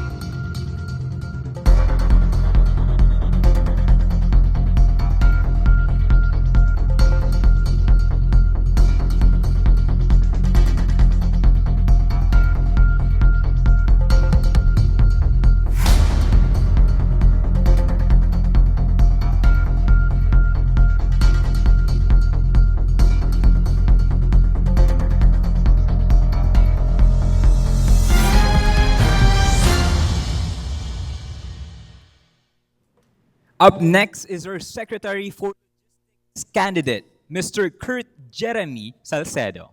All right, Mr. Kurt Salcedo, can you walk us through your credentials in leadership? I am Kurt from Bachelor of Science Information Technology. I was a student of the Mariano Marcos State University since I was in nursery. So, di makilak to MMSU. From my credentials naman, I was the president of the Physical Education, Health and Music Club during the 2022-2023 years during my senior high school days. Unfortunately, during grade 12, I don't have any credentials. But during my first year in college, I was the first year representative of the CCISSC, and now my second year, I am currently the president of the Patfit Society, an interest club here in our university. Okay, you mentioned that you've been a student of MMSU ever since you were in nursery. Tama? Yes. Nursery. Okay. During that period, that is a really, really such long time, no? Have you noticed, or can you tell is one what is one of the problems that you have noticed, and how would you like it to be addressed? Can you give a specific problem or specific, like, what specific problem in terms of like leadership or in general? Any. Um, though all the problems that I have encountered here at our university have not that totally addressed, but I believe one issue that I see is that the lack of like transportation. If you're from like, I'm from CCIS and I have class from I have class in Chatro basement. So one problem is that transportation. If I don't have my own vehicle transport from the cab going to the Chatro, that's the one problem that I see during my stay here at MMSU. That's why in my organization right now we have the initiative which calls UniWheels. This initiative is we procure bikes that can be used by anyone here as long as you're a student of MMSU or an employee or basta dakat to MMSU, you can use that one as to transport from point A going to point B. So, with that project, ano yung sa tingin mo yung magiging epekto nito sa mga tricycle toda that is currently placed in front of CCIS?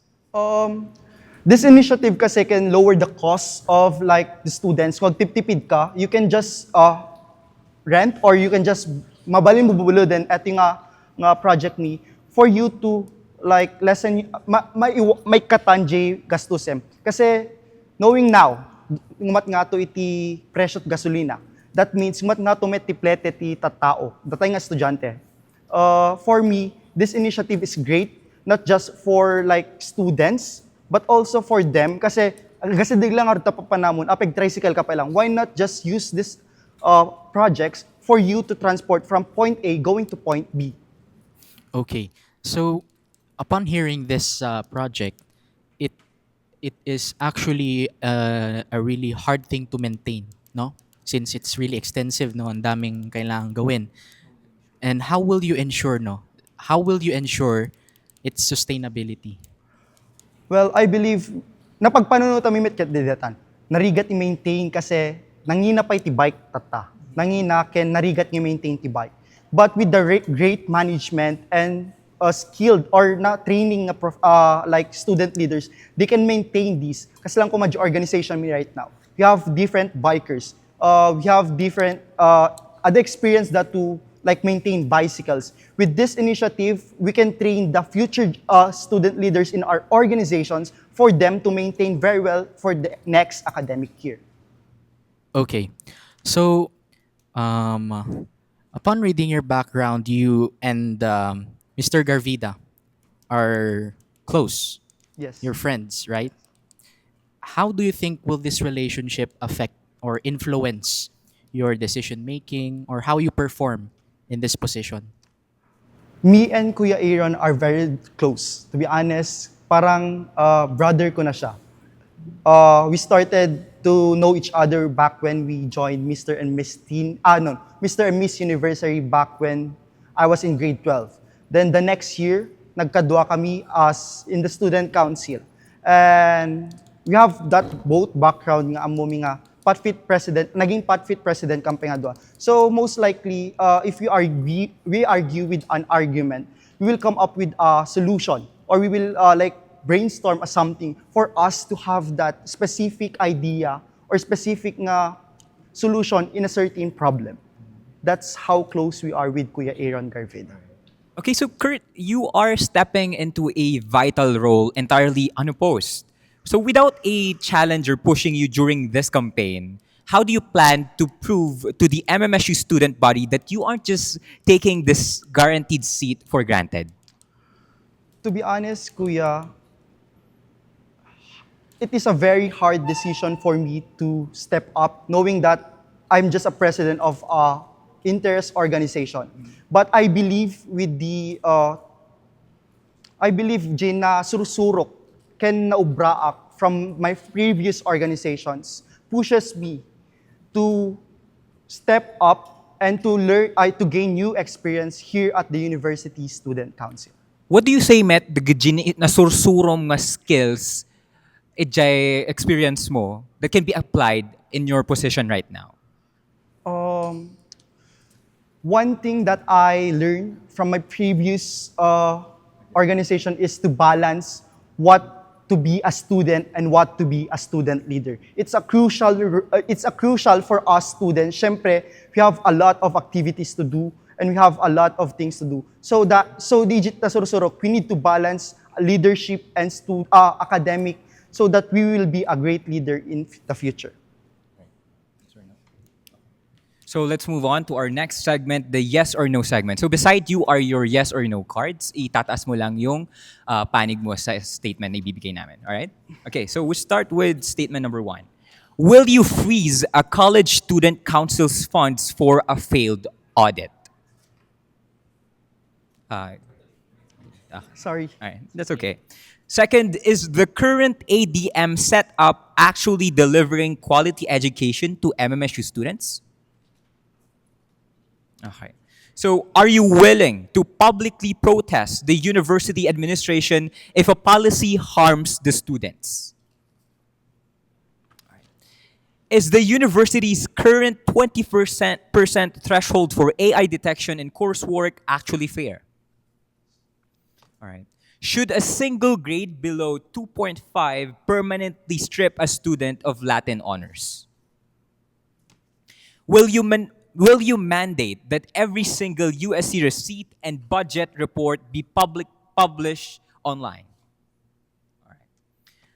Do you completely agree with the strict enforcement of the university dress code?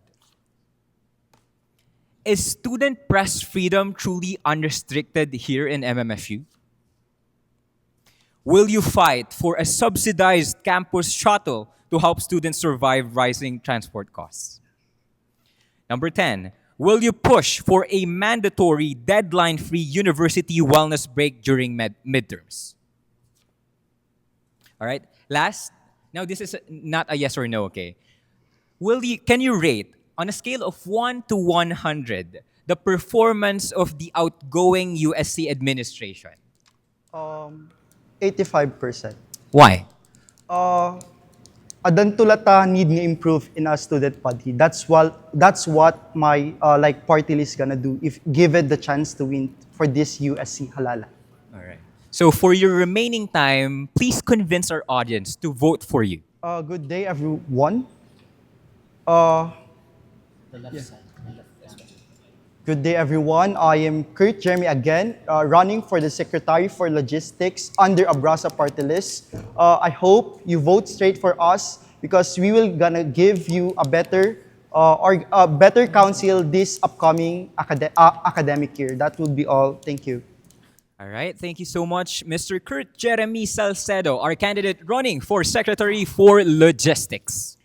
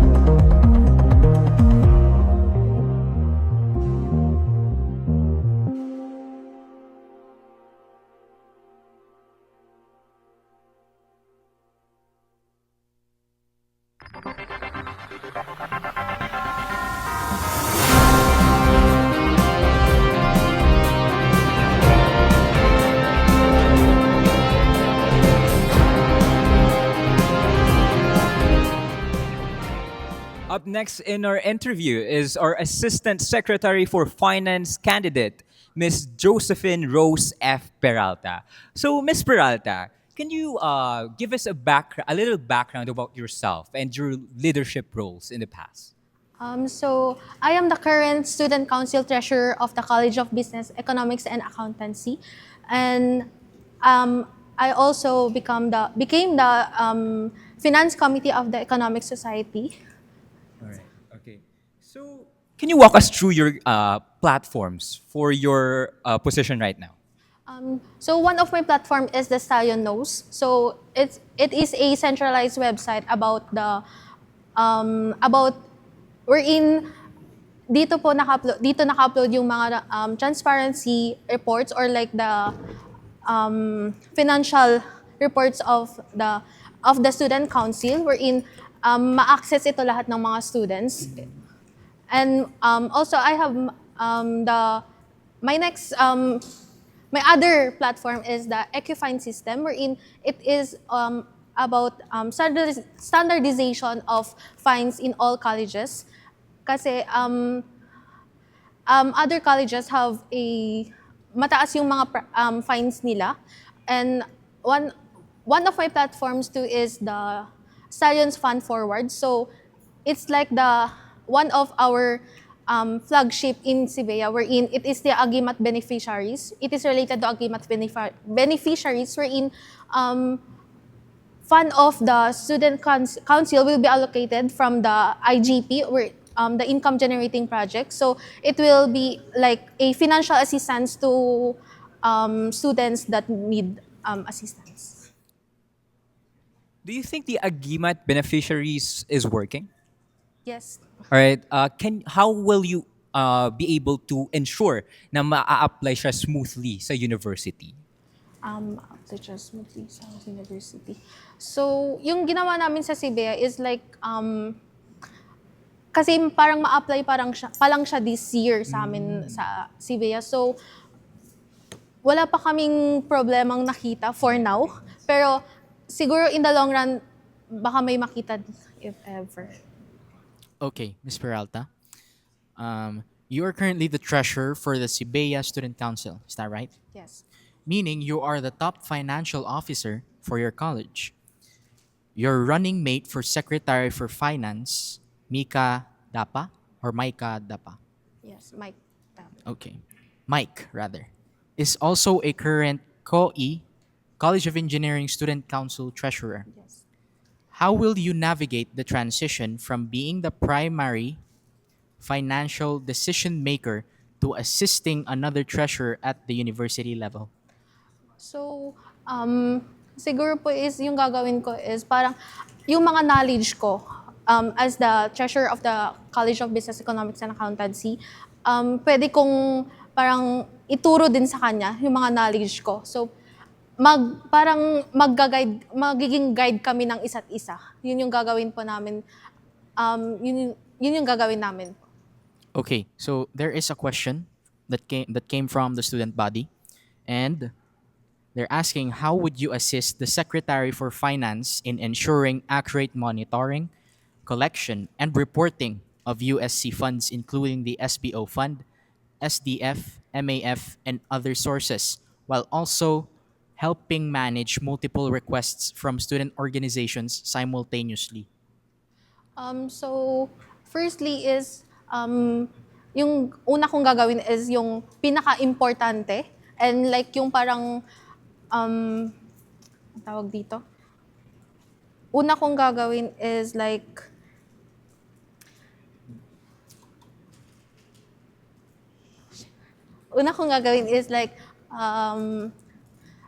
kung ano yung parang mas important, yun yung una kong gagawan ng like budgetary or what. Like, So, like several of your running mates, you are stepping into this election entirely unopposed. So, financial transparency requires constant vigilance, right? So, without a challenger pushing you to defend your platform, how will you prove to the voters that you will remain aggressive in protecting the students' money?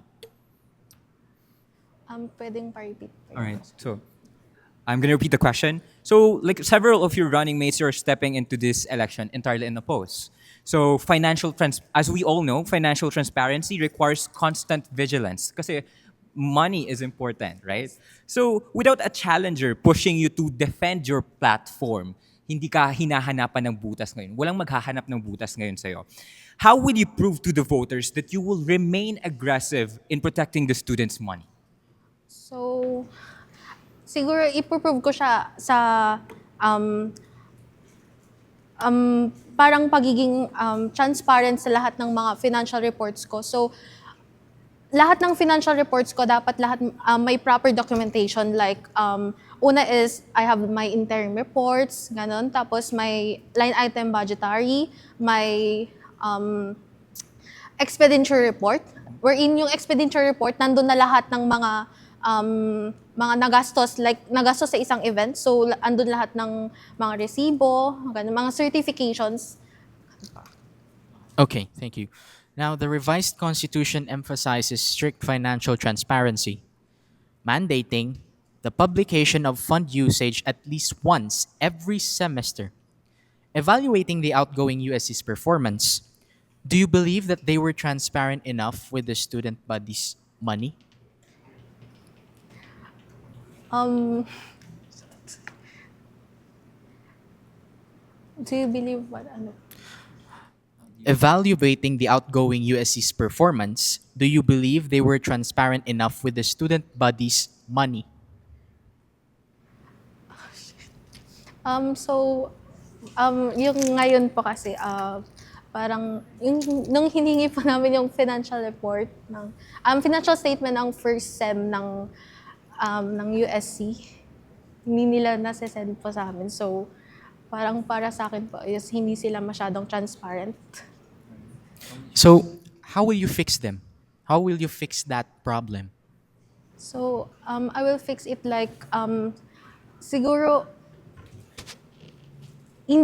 parang hindi sana ganun yung hindi ganun yung gagawin ko if ever. Kasi, like, in the CBEA, after the, like, 1 to 2 weeks, nagsasend din ako agad ng expenditure report ng mga events. So, sana, hindi din ganun gagawin ko. Similar to last year, ang promise ng mga university student council candidates is transparency. How will you ensure na matutupad yung promise mo right now? May ensure ko siya siguro agad kong isi-share sa mga student council yung financial statement namin of like the first sem and the second sem. So for our next segment, beside you are your yes or no cards. If you agree, raise the yes card. If you disagree, yes the no card. Yan. Okay. Okay, so for our first statement, will you freeze a college student council's funds for a failed audit?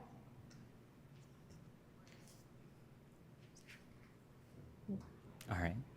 Second, is the current ADM setup actually delivering quality education to MMSU students? Are you willing to publicly protest the university administration if a policy harms the students? Is the university's current 20% threshold for AI detection in coursework actually fair? No. All right. Number 5, should a single grade below 2.5 permanently strip a student of Latin honors? Pwede pong Okay. Should a single grade below 2.5 permanently strip a student of Latin honor?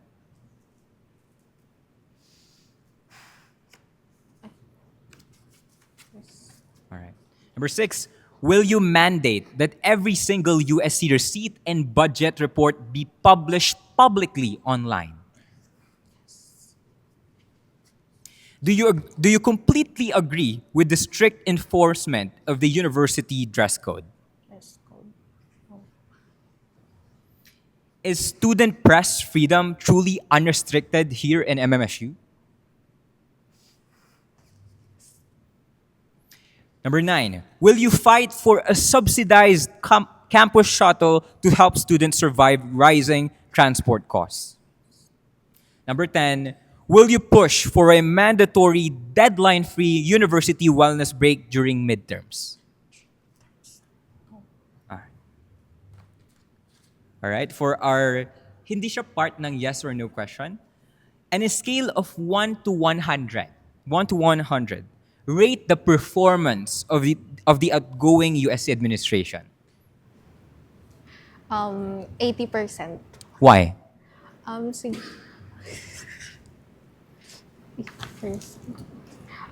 siguro po kasi as of now is okay naman po yung administration ngayon. May konting ano lang po, like pagkukulang pagdating sa financial All right, okay. transparency. So, for your remaining 30 seconds, convince the audience to vote for you. So, hi guys, my name is Josephine Rose Peralta.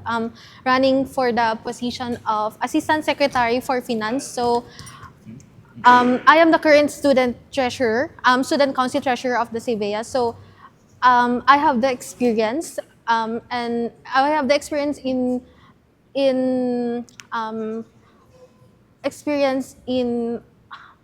financial analyzing and all the budgetary and also alam kong kaya ko ang trabaho ng pagiging assistant secretary for finance.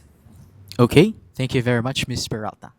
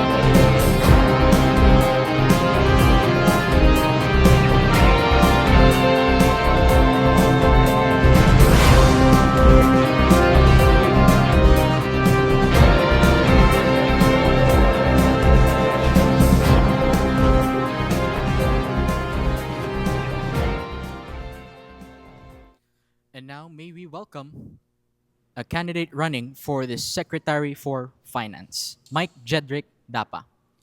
Good afternoon, Mr. Dapa. How are you doing so far? Good.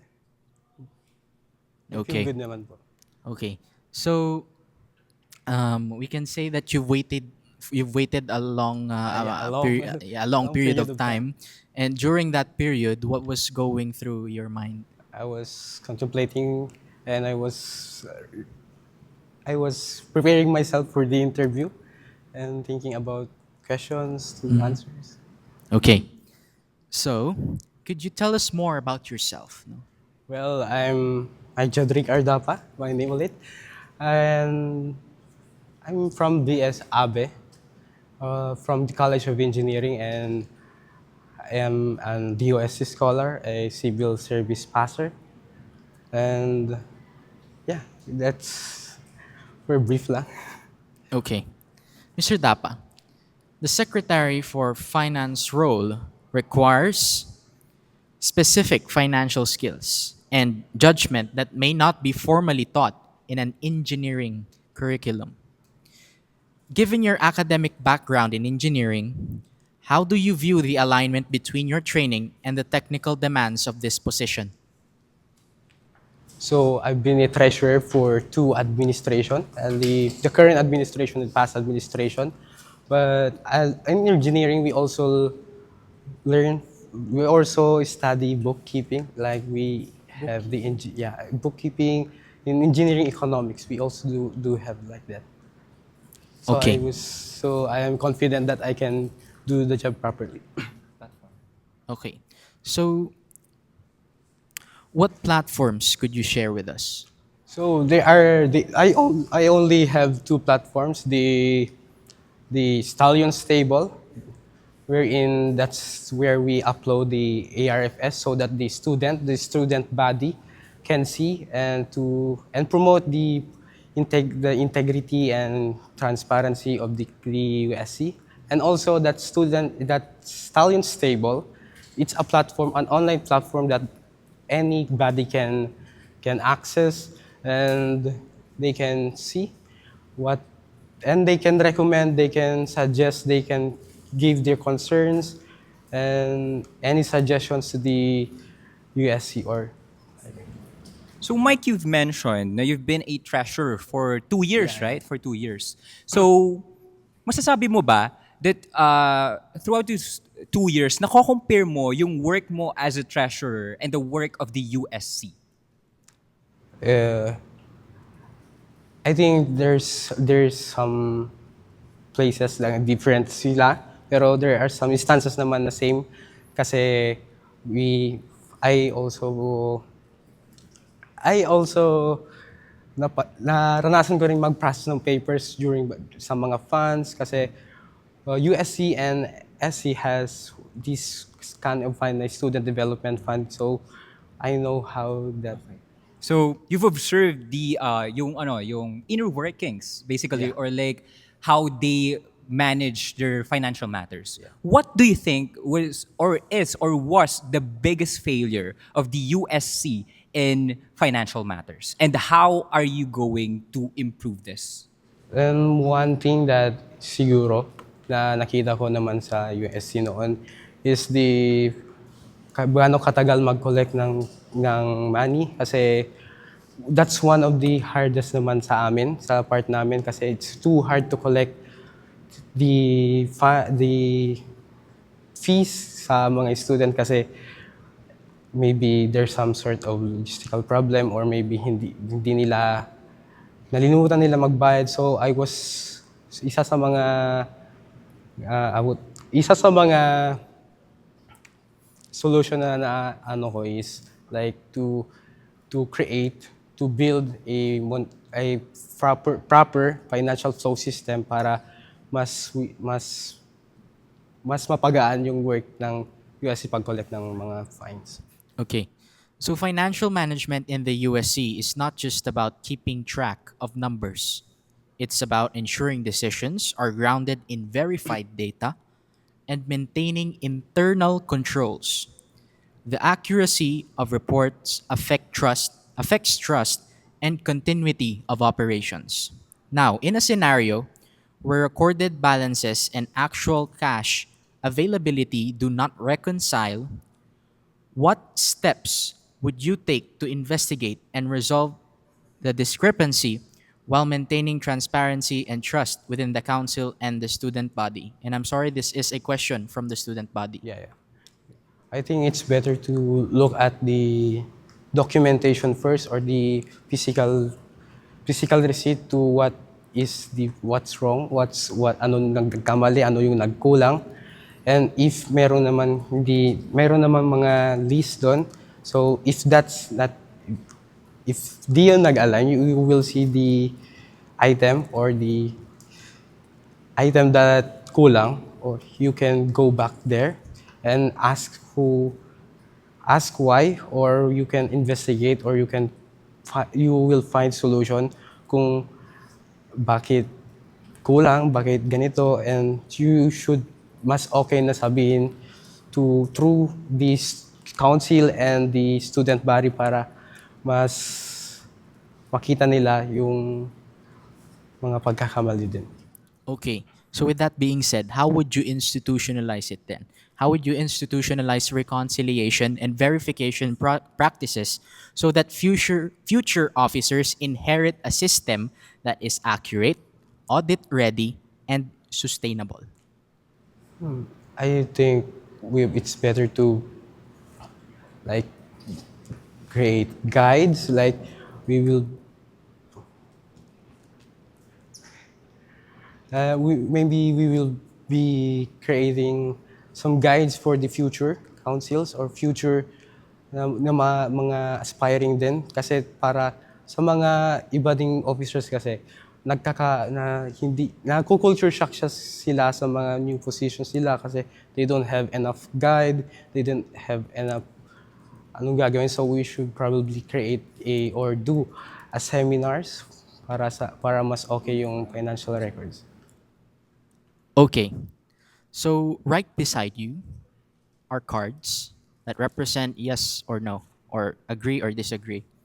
Okay? Are you ready for our questions?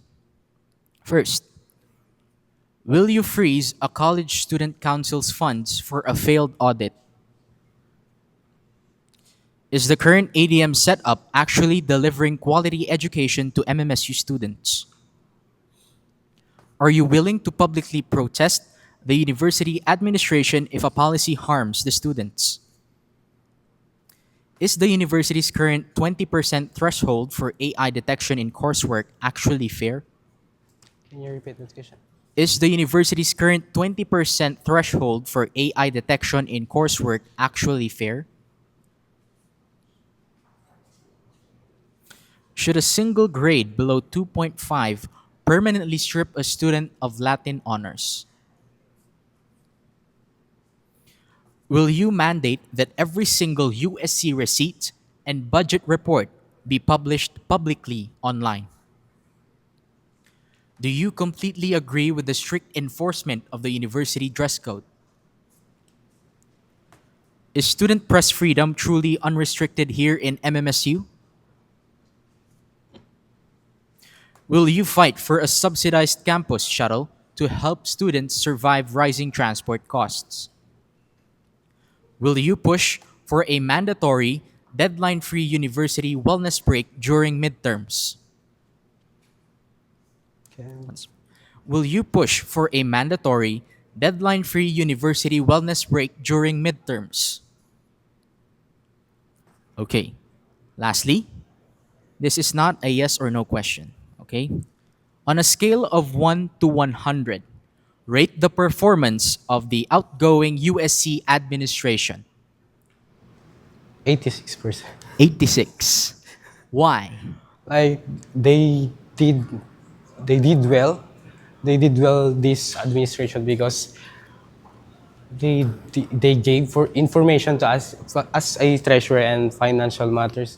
They communicate to us properly and they also give receipts on time, and they also give the specific information where that fund goes, and they also help us on to manage or to understand what that fund will go. Okay. With 30 seconds, use that time to prove to the student body that you deserve to be in that position. Well, I am Mike Jedrick Ardapa. I'm from College of Engineering, running for the position of Executive Secretary for Finance, and I do believe that I have the skills and experience to run on this position and I'm suitable to this position, and I also believe that my colleagues can do their job properly. All right. Thank you so much, Mr. Mike Jedrick Dapa, our candidate running for the position of Secretary for Finance.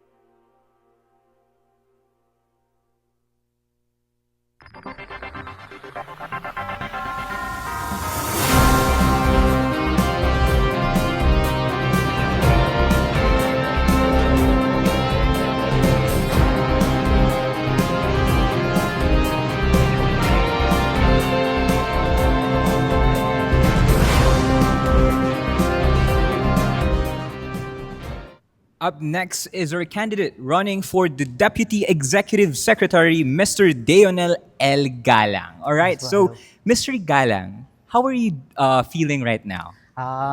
Right now, I'm feeling nervous, but I believe that I'm ready and confident for what is in the table for me. Can you tell us more about your background and your leadership roles? I came from a student organization, which is the Institute of Integrated Electrical Engineers of the Philippines Incorporated MMSU Student Chapter.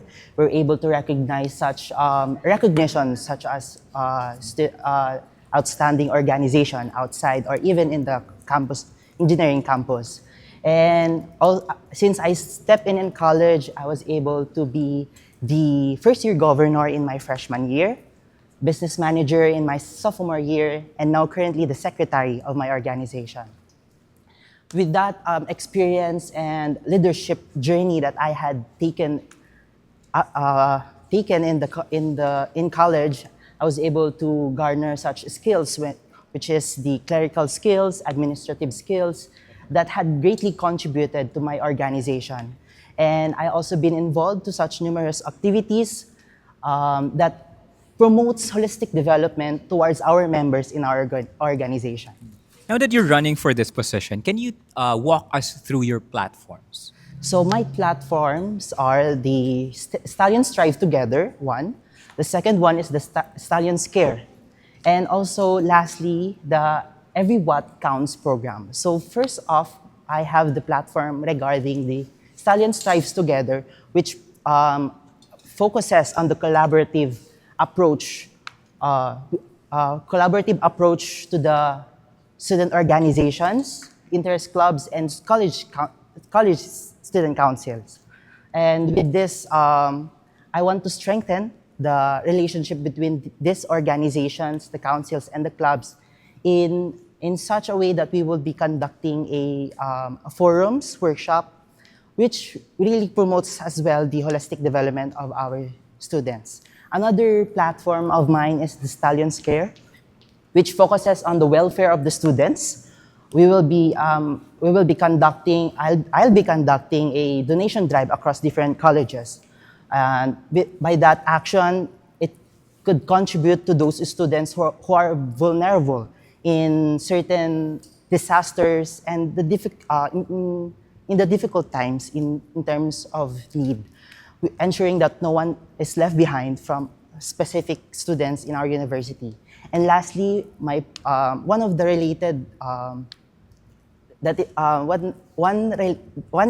this platform is one related to my course, which is the Every Watt Count program, which a seminar where we discuss energy consumption and management. And this initiative could greatly contribute to the awareness of our university and can be applicable to across campus. Okay, so being the deputy executive secretary and also being an engineering student currently in their senior years, is that correct? Yes, fourth year. How will you be able to find time in doing your duties knowing that your job is one of the heaviest loads in the council? What will you put first, the work inside the council or the work in the academe? If you put one first, how will you ensure that the other work will not be compromised? I believe that academics is very important. With a proper time management and a balance between leadership and academics, I believe I can pursue this leadership without compromising my academics. Okay. So running unopposed means you are effectively guaranteed the seat. Without the pressure of a challenger, how do you plan to prove to the student body that you are the right person for the job? In my organization, I've been an active student leader. I was recognized as one of those most outstanding one. By that, all of the experiences and learnings, I can apply it to the whole university, even it is a larger scope coming from a student organization. I believe that I have enough experience, but I do. It may not be that perfect or a standard to some of the students, but I believe that I have the dedication, the will, and the will to serve the whole university. Okay, so on a scale of 1 to 10, how ready are you to take on the role as Deputy Executive Secretary as well as members of the Executive Committee? I believe I would rate myself as 8 out of 10. I believe I have the experience, the capacity to serve the student council, but however, there are still improvement that I needed to meet in order not just to be an effective leader, but also to influence the student body. What are those things? That 2 points. Ano yun? For example, for the being a student leader has been an effective in a way that I can gather all the student body for certain action that could influence, such as student-led activities, such as a student activity like socialization night, something that is not related to academics. It really an event that could greatly contribute to the emotional and mental health of our students. And by that, conducting a certain activities would definitely impact our student body. Okay, so your role involves functioning as part of the Junior Executive Committee, right? So how do you plan to balance taking direction from the Executive Secretary and the Executive Chairperson while also showing your own initiative? Can you repeat that? All right, okay. Your role involves functioning as part of the Junior Executive Committee. How do you plan to balance taking direction from the Executive Secretary and Executive Chairperson while also showing your own initiative? So I would definitely manage and organize such practices, like for prioritizing my initial plan and as well as supporting what my executive chairperson can provide, can assign for me for a specific task. All right. So let's move on to our yes or no segment. Beside you are your yes or no cards. Okay. All right. Let's begin with statement 1. All right. Will you freeze a college student council's funds for a failed audit? Can you repeat again, please? Will you freeze a college student council's funds for a failed audit? Is the current ADM setup actually delivering quality education to MMSU students? All right. Are you willing to publicly protest the university administration if a policy harms the students? Is the university's current 20% threshold for AI detection in coursework actually fair? Should a single grade below 2.5 permanently strip a student of Latin honors? Will you mandate that every single USC receipt and budget report be published publicly online? Do you completely agree with the strict enforcement of the university dress code? Do you completely agree with the strict enforcement of the university dress code? Is student press freedom truly unrestricted here in MMSU? Is student press freedom truly unrestricted here in MMSU? Will you fight for a subsidized campus shuttle to help students survive rising transport costs? All right. Will you push for a mandatory deadline-free university wellness break during midterms? All right. Last, but this is not our yes or no, on a scale of 1 to 100 naman. Okay. So, can you rate the performance of the outgoing USC administration? 100. I believe I would rate them as a 95% out of 100. So I believe they've given such initiatives that had helped the student body. And I believe that we would like to maintain that governance of the current administration. All right. Thank you so much. You have 30 seconds to prove that you are worthy for this position. So again, coming from a student organization, it is a bigger step for me to take on in the University Student Council. I've been an active student leader in my department, and with those learnings and knowledge that I have garnered in my organization, I would apply it to the university as a whole. And I believe that those learnings that I have garnered would definitely impact not just the student body, but also outside the university. Hello again, I'm Dionel Galang, your candidate for the Deputy Executive Secretary in the Abrasa party list. Thank you. Okay, thank you, Mr. Galang.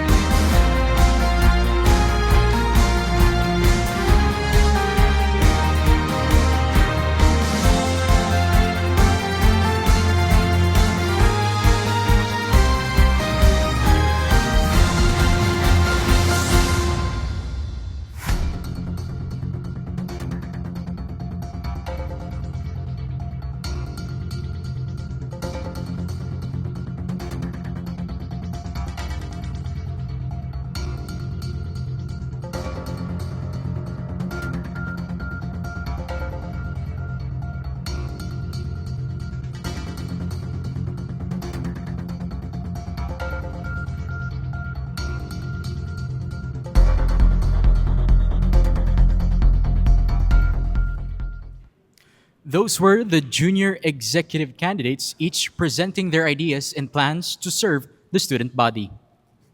Since the candidate for executive secretary is not present, we now move on to the senior executive level, the leaders who will take on greater responsibility in guiding the direction of the student council.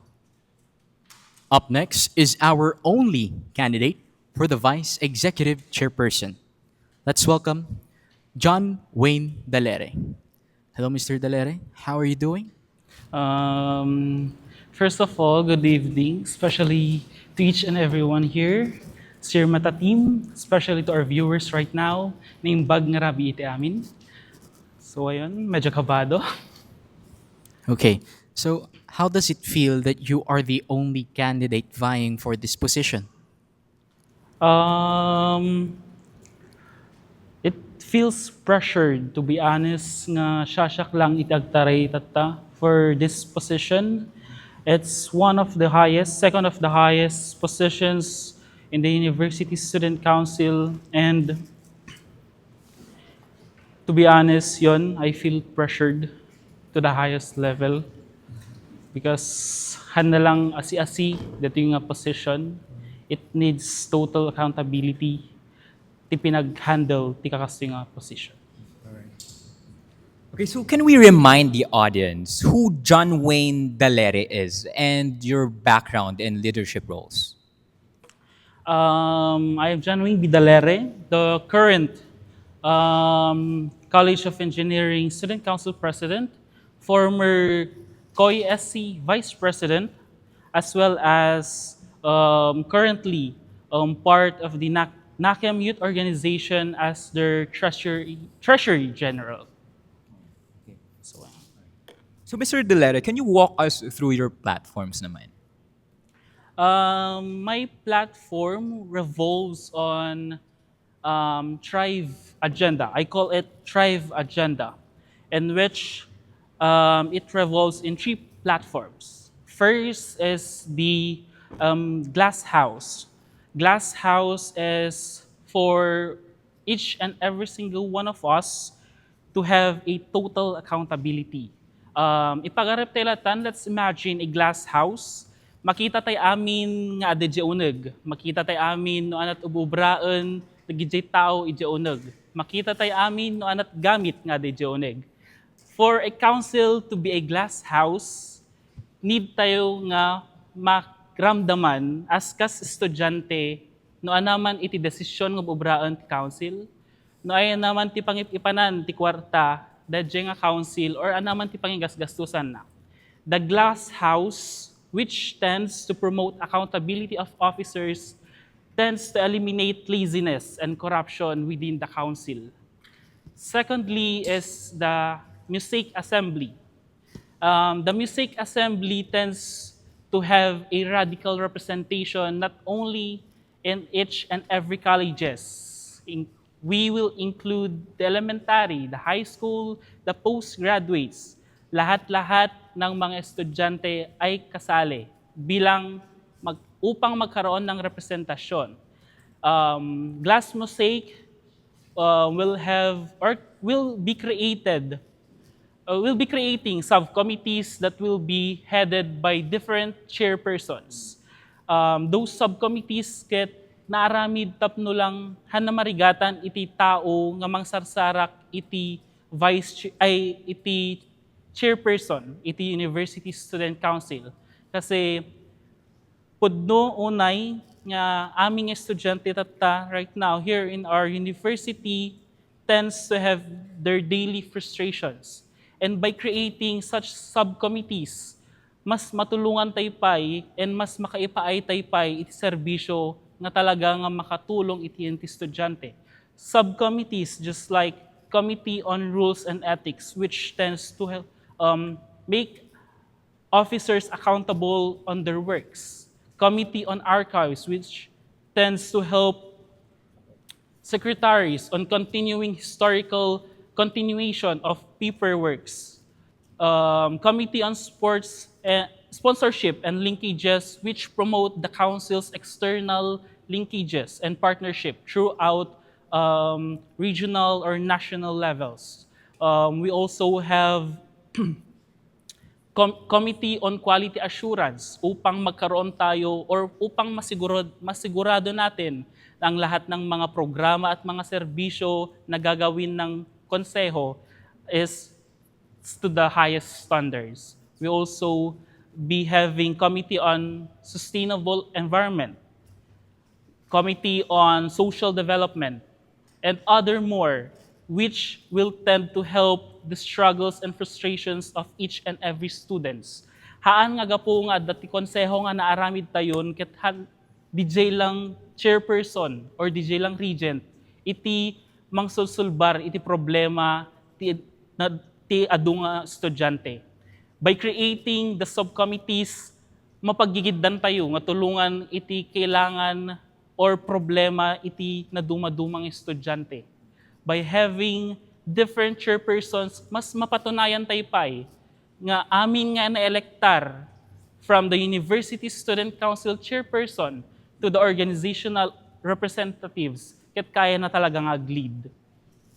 This kind of representation or subcommittees will have members throughout different colleges. Tapnuhan na maibati dagijay taga Curimaw, dagijay taga Dingras, dagijay taga Lawag, dagijay postgraduates, elementary or high school, including Batak.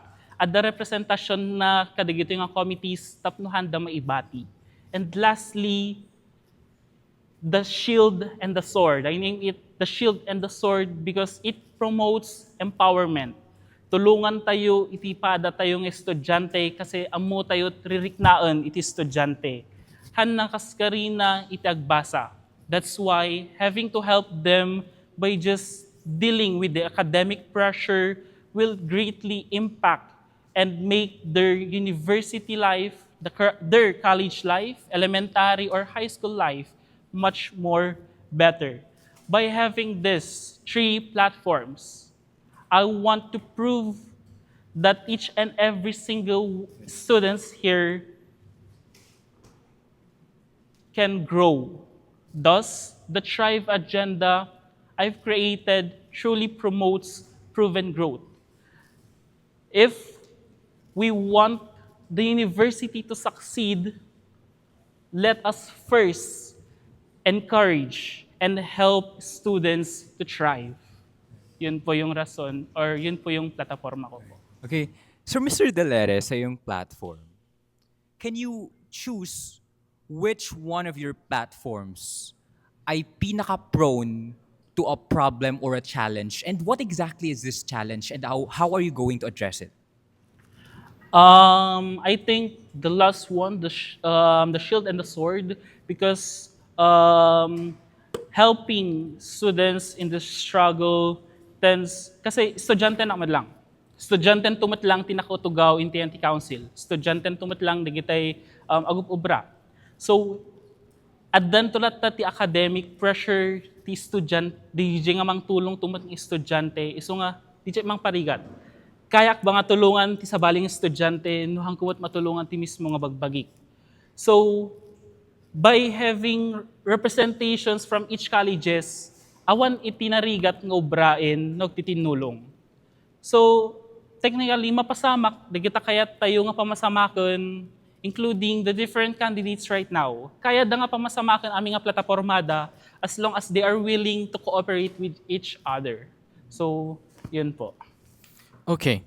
So, on a scale of 1 to 10, can you rate your performance as the COE-SC president? I'm not highest. I'm not highest. Okay. 1 being the lowest, 10 being the highest. I think 7. My term as a College of Engineering Student Council president isn't that perfect. Hana perfecto iti pinagbaling ko nga presidente, hana perfecto iti pinag-lead ko. Ado ti mistakes nga naramid ko, ado ti bad mistakes, worst mistakes, ado bad decisions nga sometimes lead to mistakes nga naramid ko as the COE president. But those kinds of mistakes help me reflect on my duties to lead, on my capability to lead. Those kinds of mistakes tend to help me realize that amoken nga madigayam ti kakastoy, amoken nga probleman to gayam ti kastoyen. So, rugrugin na pelang ipanunutamon, no anat mabalin nga solusyon tapnohan na ag-end up man nga kajayan. That's why I accepted this position because DJ pinag-presidentek iti kolehiyo, ket isot ng tulong kanyak, tapno mangi-ready kanyak, kadating nga posisyon po nga pagtartarayak right now. Okay, so we have a question from the student body. No, they're asking that based on your involvement in past activities under your administration, some have observed issues regarding your effectiveness. Additionally, there have been observations about how you communicate with others, particularly concerns about respect in the way you address your co-officers. Given these concerns, how can you assure the student body that you are capable of fulfilling the responsibilities of the position you are seeking? Do you consider yourself an effective and respectful leader? If so, how and why?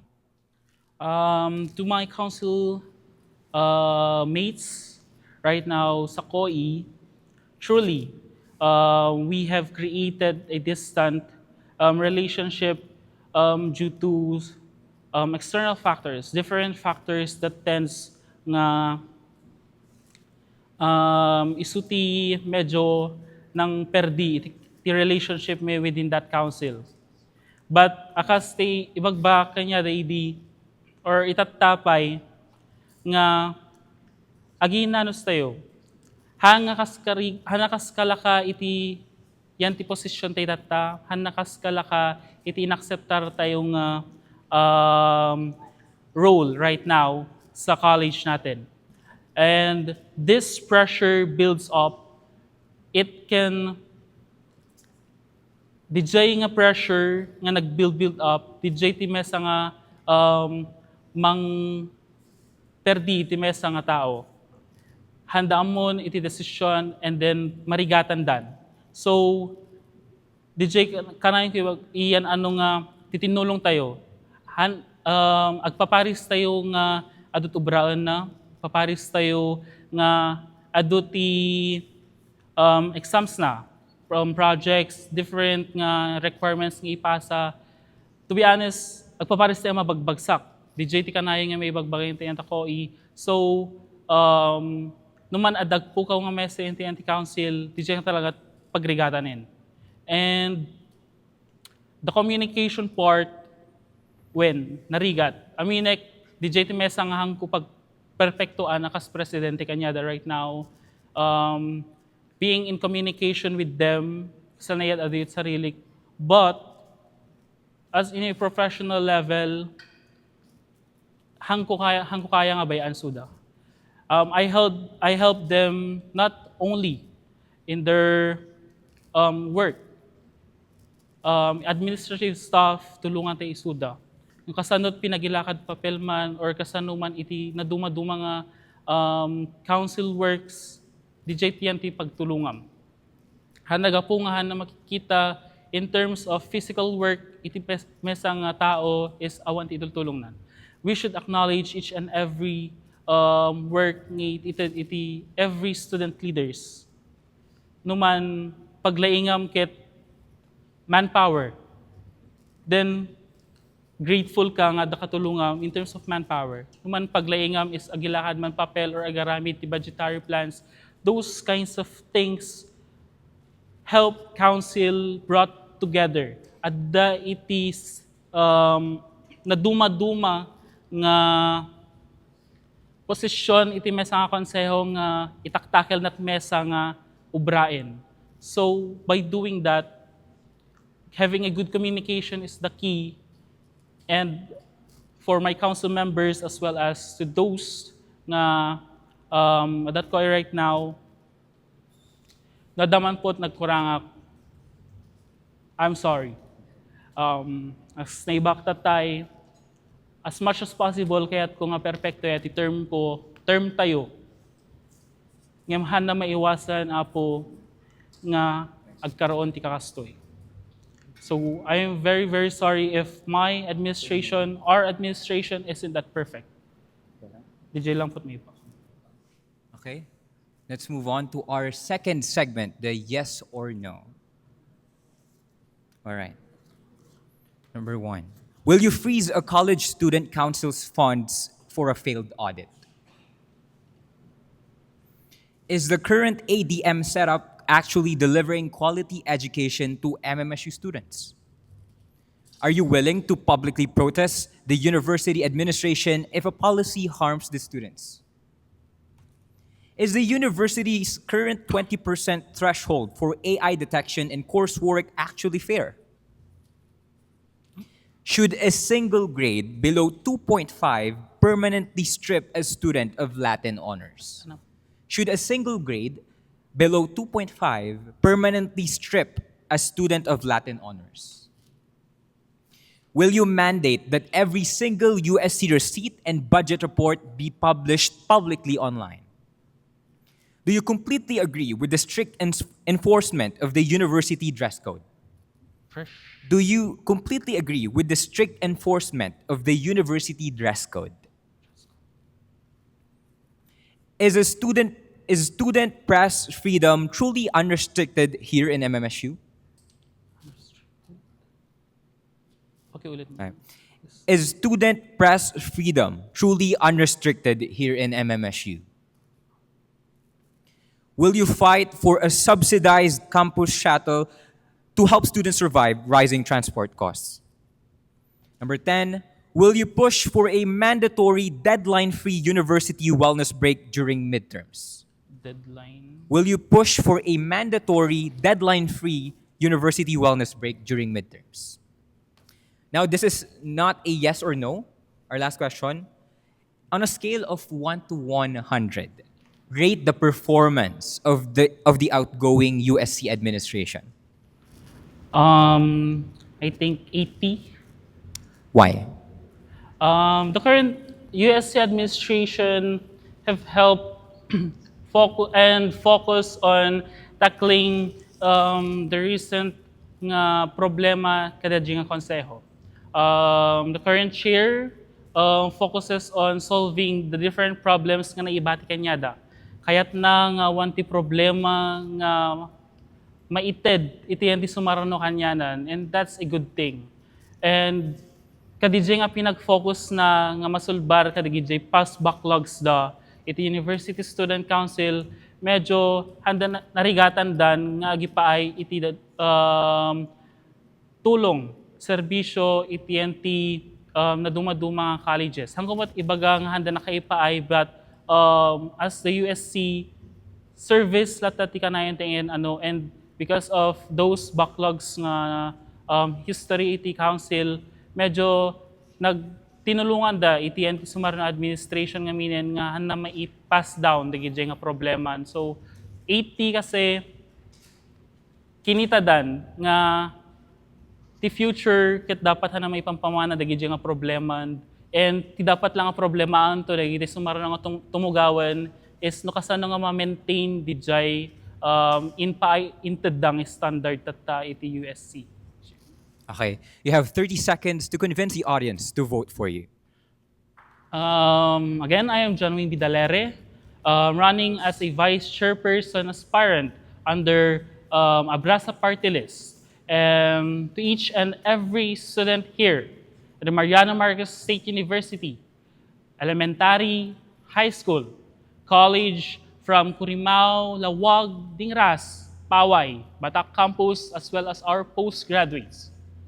Let us all remember that the university aims for us to succeed, but we should thrive first. And my Thrive agenda will help each and every single one of us to fulfill our dreams and become who we truly are. Thank you so much, ladies and gentlemen. That's our Vice Executive Chairperson candidate, Mr. John Wayne B. Dalere. Thank you very much once again to our Vice Executive Chairperson candidate for sharing their insights. Stay with us once more while we take a short break, and the live coverage of SIRMATA's exclusive interview will be right back.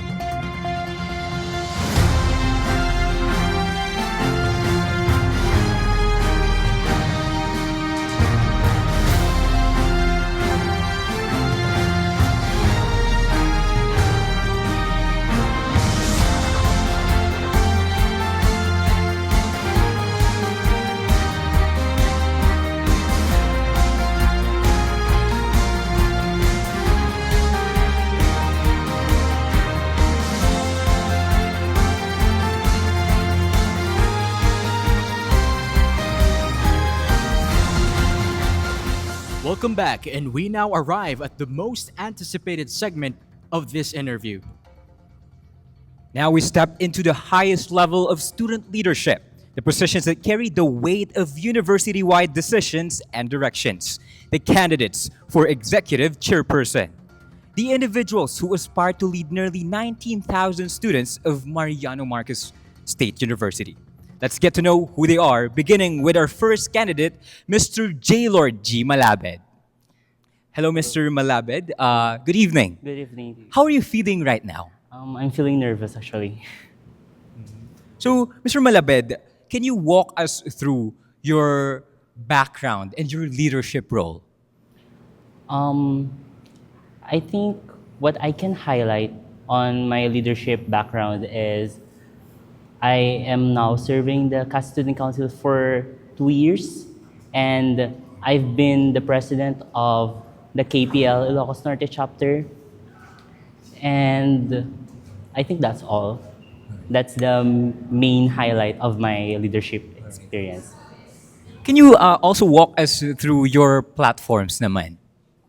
The main highlight of my platform actually is community engagement, which is adapt a community.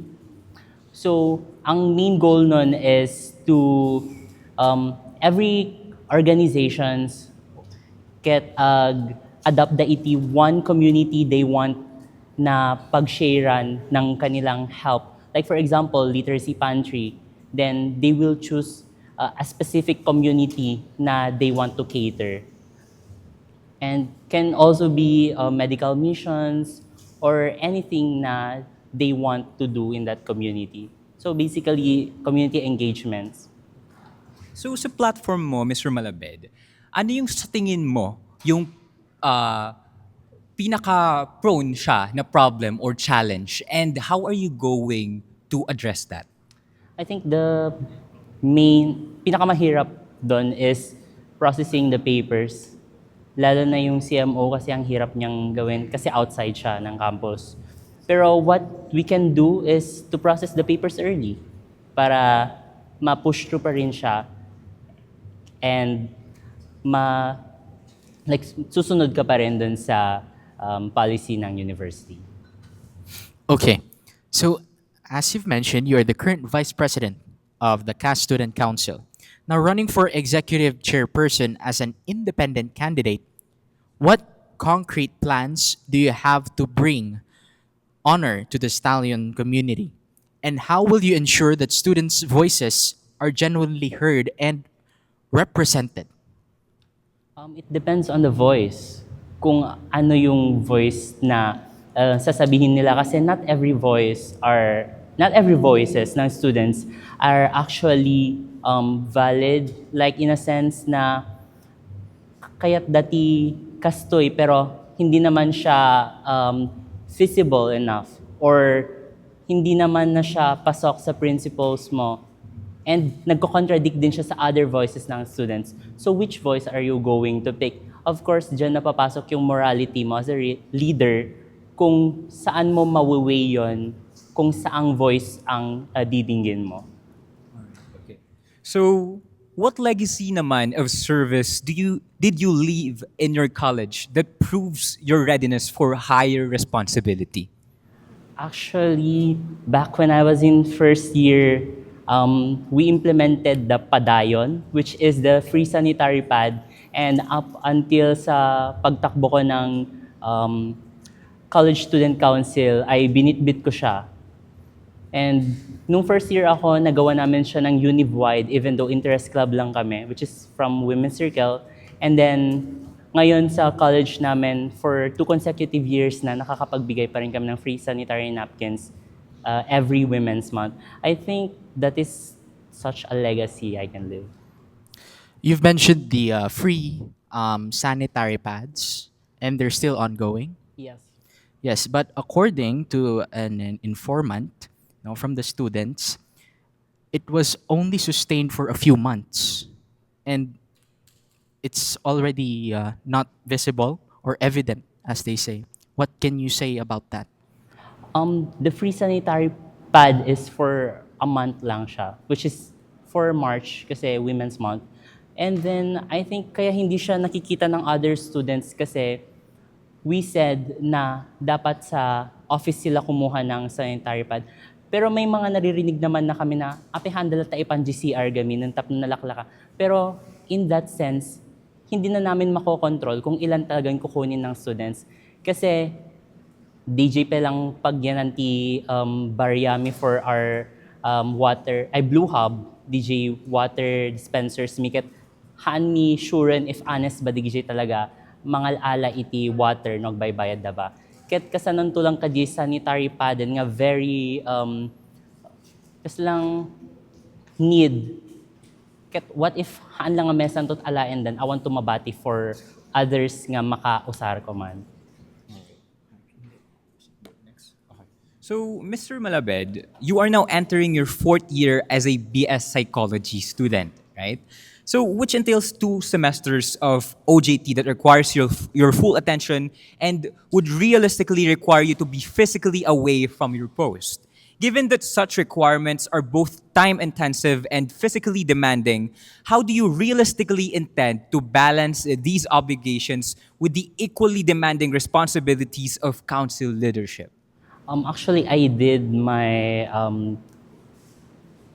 parang crowdsourcing sa mga seniors namin kung paano nila nababalance still having their social life. So, doon ko nalaman na it lasts only 1 month ang OJT namin. So, what I can do naman, kasi sa psychology program is every semester yung research and talagang madugo rin siya. And I manage it naman na nung second year ako, nag-leader pa ako ng fields, which is mas mahirap siya kasi talagang aalis ka sa campus. And nagawa ko siya given na ang position ko noon is assistant treasurer at nag-OJT pa yung treasurer ko. So ako yung may handle ng finances back then. So what more kung executive chairperson na ako, hindi ko pa ba siya magagawa? And meron naman na akong assistant. If, for example, there's an urgent meeting I have to attend, pero I am not physically present, I can send my vice executive chairperson. Okay. So is it true that you will be having your OJT in the next sem? Yes. Okay. So we both know that you will be really demanded to attend your OJT. Now, with that responsibility, how will you manage your responsibilities in the other side? I can work naman like online, like crafting papers. I still do that in my own council even though very demanding din yung schedule ko ngayong 3rd year ako. So what I am doing is kumukuha ako ng job ng iba, like for example editing PubMats, financial statements like BOE, ganon. And then auditing, minsan nagsusulat din ako ng letters and resos para lang makapag-compensate sa time na, for example, na malilib ko sila. And I can do that in USC as well. So this information came from the student body. Just a reminder for the audience po, yung information po or questions that came from the student body came from the Google Forms po that we posted last night. So, still in relation to the positions you've held during your tenure as CAS SE Treasurer, there were allegations regarding missing funds. According to this, it wasn't due to clerical error or an isolated oversight, but funds were reported as unaccounted for, coupled with a notably delayed release of your financial statement. The situation escalated to the point where even your own General Assembly had to demand transparency. This alone raises a critical question. How do you reconcile this record with the principles of accountability and integrity that you now publicly advocate? I think many people know na nung second year ako, ang tinakbuhan ko is business manager. Pero apparently, yung treasurer namin that time is nag-resign and then naka-OJT yung assistant treasurer niya. So as someone na part ng finance team, I had to parang kunin yung work na dapat sa kanila even though hindi ako ganun ka-involved noon sa finances namin. Kasi ang pinaka-critical na finance namin noon is the uni games. And then meron pa kaming naiwan noon na utang na I have to resolve. So what I did noon is nakipag-contact ako sa old na treasurer namin pero hindi ako nare-replyan. So ang ginawa ko na is direct contact na lang sa mga contacts namin for mga utang namin doon sa uni games. And I believe wala namang organization na walang allegations ng corruption kasi we're all handling money naman. So for me, what I did naman, I became very transparent and accountable kasi kahit na hindi ko dapat yun work, ay ginawa ko. That's why ang ginawa nila sa akin is in-appoint nila ako as assistant treasurer kasi ako lahat ng sumalo nung job nila during that time. And then, nung second sem naman na is ako na yung parang nag-take over kasi busy na rin sa thesis yung treasurer ko that time. So, siguro yung nag-cause ng delay doon sa FS namin is mainly the first semester kasi ako wala talaga akong access noon doon sa finances namin. Okay, so let's go back. Earlier, we mentioned how you manage your OJT, no? But OJT, and we also have your research, right, to focus on. But OJT and research are two different things, making it so much more heavy. Now, your clinical internship alone requires almost more than a month in Manila. Is that correct? And there are really lots of things that could happen to the council within that time period. No. And let's be honest, remote work is difficult to manage still and make feasible, especially when you hold the highest position in the university. Now, admin work sometimes would not even suffice. So, how would you address this problem? Nakalagay naman sa CBL natin na kapag hindi ma-fulfill ng executive chairperson ang kanyang duties, nandoon ang kanyang vice executive chairperson para saluhin yung kanyang obligations. Pero I think kung ang problema doon is yung pag-OJT ko alone, hindi naman ako everyday mag-OJT. And then, oo, siguro magkaiba yung research and OJT, pero the process while conducting the data gathering is somewhat ganon din siya kahirap. So I believe if I manage that, kaya ko rin siya i-manage dito sa council. Okay.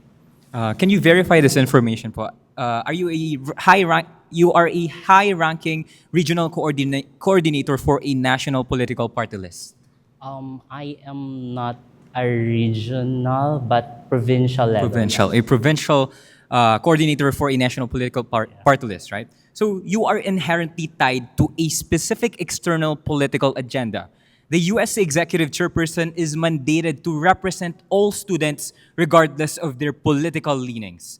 How can you guarantee the student body that the USC will not become a mere satellite office for your external political affiliations? And if a conflict arises between your party list's goals and the university's interests, which one will you sacrifice? Since nagbitiw naman na ako sa position ko doon, I believe magpo-focus ako mainly dito sa university kasi ito yung position na tinakbuhan ko. And na-brief naman na ako before pa ako tumakbo kasi I believe there are people against sa pagtakbo ko kasi with my issues. So I think I will choose what's the best for our university without tarnishing its name. Okay. So Mr. Malabed, may I ask, why shouldn't they vote for you? I think they should not vote for me if they don't agree with my ideologies, with my principles, and with the platforms I have. Kasi I believe at the end of the day, we have our own biases. You would still vote for someone you know rather than someone na maganda rin yung platform. Kasi parang we have this certain bias na kahit na siguro mas maganda yung platform nito kaysa sa kakilala mo. Pero since kakilala mo nga siya, edi siya yung i-vote mo. Pero I am not saying na pangit yung platforms ng mga kasama ko. Kasi kaninang nag-uusap kami, we are sharing the same goal. So whoever wins, I believe the Stallions community will be in good hands. Okay, let's now proceed with our yes or no questions. Okay, let's begin. First, will you freeze a college student council's funds for a failed audit? Failed audit? Okay. Is the current ADM setup actually delivering quality education to MMSU students? Are you willing to publicly protest the university administration if a policy harms the students? Is the university's current 20% threshold for AI detection in coursework actually fair? Should a single grade below 2.5 permanently strip a student of Latin honors? Will you mandate that every single USC receipt and budget report be published publicly online? Do you completely agree with the strict enforcement of the university dress code? Is student press freedom truly unrestricted here in MMSU? Will you fight for a subsidized campus shuttle to help students survive rising transport costs? Will you push for a mandatory, deadline-free university wellness break during midterms? Come again? Will you push for a mandatory, deadline-free university wellness break during midterms? On a scale of 1 to 100, this is not a yes or no question, okay? On a scale of 1 to 100, rate the performance of the outgoing USC administration. 1 to 100. I think 49. 49. Why? I believe dahil na rin to sa transitioning nila, given na nawala yung elected nila na executive chairperson, kaya siguro merong mga lackings and delay of informations, pero I believe they are still doing their best. So 49 is, I think, fair enough for improvement. Okay. So now, we're giving you 30 seconds to prove to the student body why they should vote for you. Hello, everyone. So I believe you should vote for me if we share the same goal and we embody the same stallion heart. That would be all. Thank you. Okay, thank you very much, Mr. Malabit.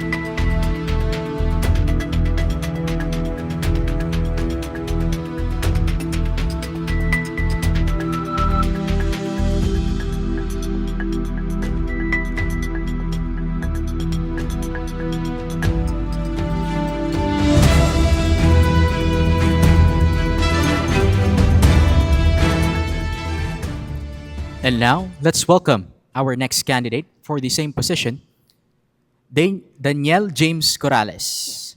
All right. Good evening, Mr. Corrales. Good evening. How are you doing so far? Unusually, I'm feeling very calm right now. Sorry, come again?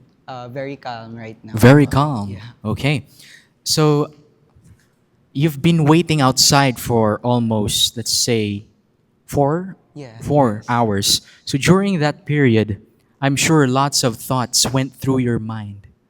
What is one thought, or what are the thoughts that you could share with us? Mm. Um, I was discussing it with one SIRMATA member kanina, and like casual ano lang po siya.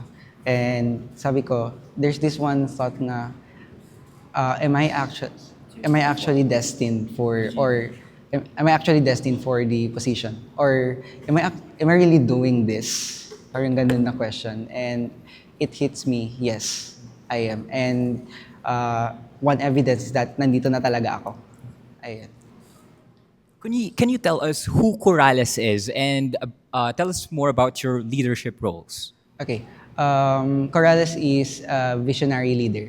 I've always branded myself as a visionary leader. I am that kind of leader na 10 step ahead, because as much as I want, ayaw ko na, although there's always a room for improvement, we want every steps to be precise, and that is also to reduce yung mga possible mistakes along the way. And I am that kind of leader na decentralize, because I believe in a council. As the current president of Sibeya SC, I always tell this to my fellow officers that you signed up for this, and that lahat kayo ay capable in leading. That's why I am giving you all the I'm assigning you different position, or different designation, because I know you can, and it also encourages you to be accountable to your decisions sa mga gagawin nyo for the council. All right. Can you walk us through your platforms naman now that you're running for this position? Okay, one of my main platform for the USC Halalan is the SARITA. It is a council to council, a C2C consultation program with the different unit here in MMSU. That includes the LHS, yung mga LM, and our college. It aims to bridge the gap between the council and the USC, as well as yung mga students natin. Kasi although there are feedback system, may mga nakakapag-reach out yung mga student natin sa University Student Council, may mga times pa din na hindi totally na-reach yung boses ng mga student. That's why the Sarita nagiging middleman CSC, wherein kinukuha niya lahat yung mga queries ng mga student, and then they will have a dialogue with the USC to discuss ano nga ba yung mga current concern, status quo ng mga students, so that USC will know how to address or how to design the possible program for those concerned. All right. Ano naman, based sa Sarita, ano yung most likely na magiging problem na mafe-face nito, and how will you able to address that during the implementation? I think yung isa sa pinaka magiging challenge that as a students we have things to be busy of, and I totally get that, because as student leaders, bago nagiging students leader, we are students. So one thing na magiging hindrance or challenges will be the availability. Kasi I believe since very diverse na siya, especially from the University Student Council, when we reach to a certain unit, baka hindi magtugma yung time ng consultation na yon, and that hindi din fully implement yung, or hindi din ma-reach yung pinaka-goal or objective ng Sarita. Okay. So based on that problem, how are you going to address that during the implementation proper naman? Since sabi ko, I am a 10 step ahead, we always plan early, so that we set a date, we set a time for the consultation, and then along the way para ma-set din ng mismong council, ng mismong University Student Council, yung availability ng dalawang council, and that we can have better conversation with the council. Okay. So you also emphasized your background in economics. While that may sound impressive on paper, does it genuinely serve the student body? Or does it simply equip you with better justification for imposing costs? Is your candidacy grounded in sound, empathetic governance or in calculated numbers driven decisions that overlook the livid realities of students?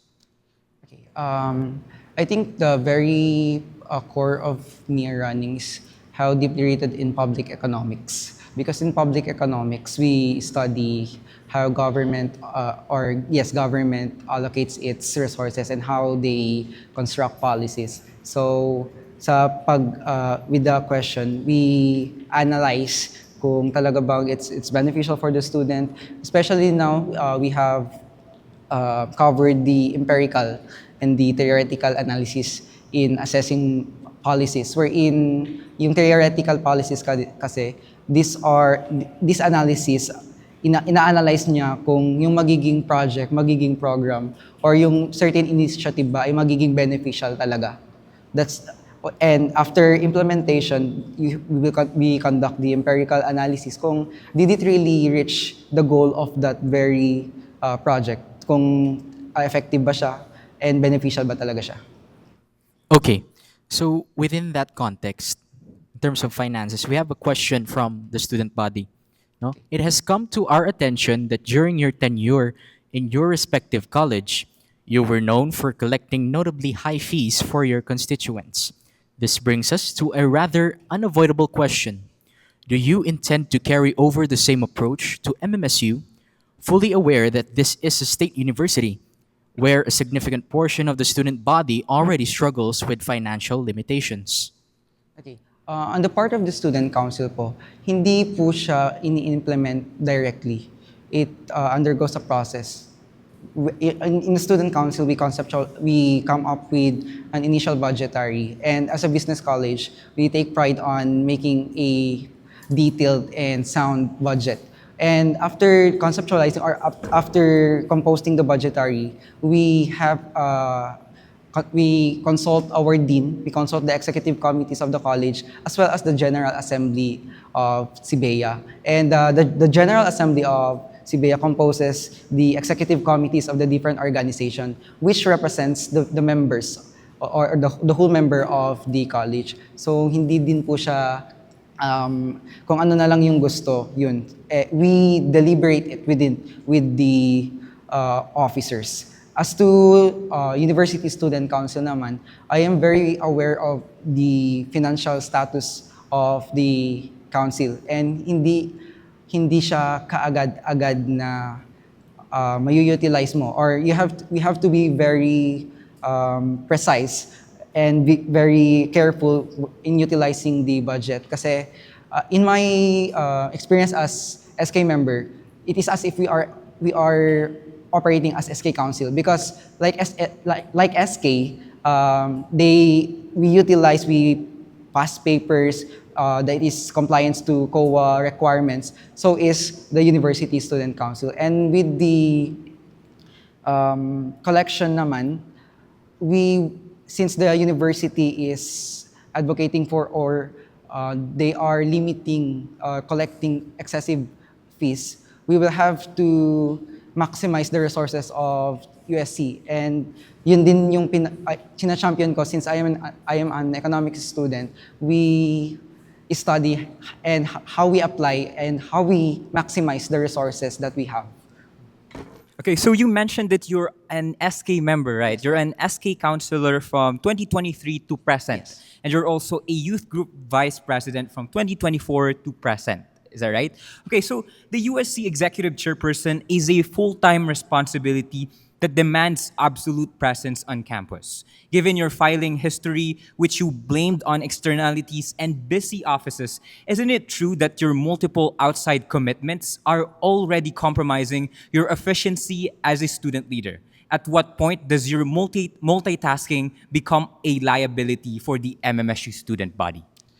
I don't think it will become a liability. Ako po kasi, I always arrange my priorities. And with the better planning with the University Student Council and sa SK, we get to check and we establish communications with the fellow member. Kasi for example, if magiging busy man with University Student Council, it is important that we as leader, if may other commitment, we inform them so that walang mako-compromise. That's para siyang concept din in economics, which is the Pareto efficiency, wherein allocating resources, ensuring na hindi magsasuffer yung isa. Ganun pa. Okay, thank you. Now, your platform, this is based on your credentials, your platform for the last student council elections lists 10 distinct projects and platforms, ranging from marketplaces to online sumbongs and provincial conferences.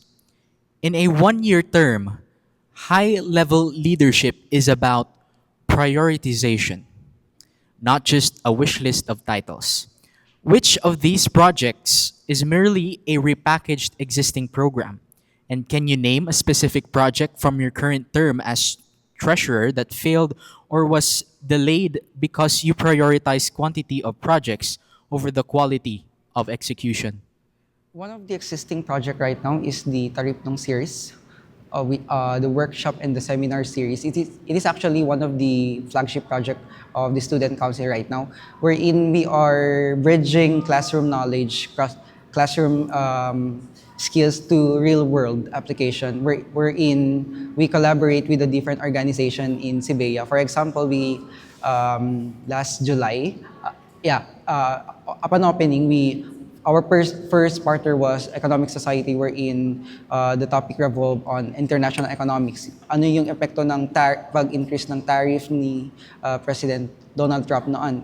For another note, cooperative. Ano ba yung role ng cooperative sa ating community? I'm sorry. So, yun.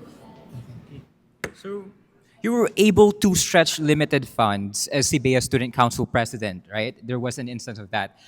So if you would assume the position of executive chairperson where resources are limited, as you mentioned, Rin, now you're aware then, and student needs across the university are more diverse, how will you make funding decisions that are both transparent and fair, especially when not all student needs can be met? What measures will you take to ensure resources truly serve all students, not just a few selected groups? We have to dun na papasok si consultation because I want it to start from the ground up or from the smallest units to the highest for the highest use or from micro to macro. So we will have to prioritize kung sino ba yung pinaka need. For example, and it says a lot about equity wherein we have to allocate the resources or we give resources to the most needed area. Kung sino talaga yung pinaka may kailangan muna na area. And then we can have other areas na i-address once we are done with the first. Okay. How do you ensure that this selection process won't be biased? I'm sorry? How would you ensure na yung selection process dun sa mga tutulungan kanina that you've mentioned won't be biased? We will have to set a certain standard. For example, right now we have the AGIMAT, the Financial Assistance Program. Also, AGIMAT is one of the flagship project of the CBS Student Council. It stands for Agilang Matulungin. The beneficial program is that since madaming scholarship ngayon, but then we observe na madami pa din naman students na hindi nakakakuha ng scholarships. So when we open this, one of the requirements is that the students should not have any active scholarship. This is to give way to students na hindi wala pa siyang scholarship. So now, Mr. Corrales, I want to ask, why shouldn't they vote for you? Why shouldn't they vote for you? Why shouldn't they vote for me.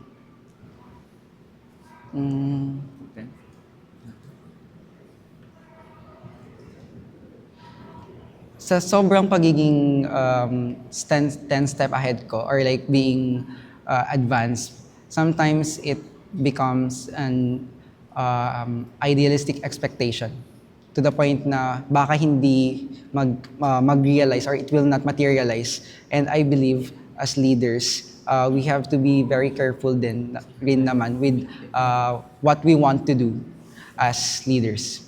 Yun pa. Now let's move on to our next segment. You have there your yes or no cards. If you agree, raise the yes, and then if you disagree, yes the disagree symbol. Sorry. Yes. Okay, so let's start with number 1.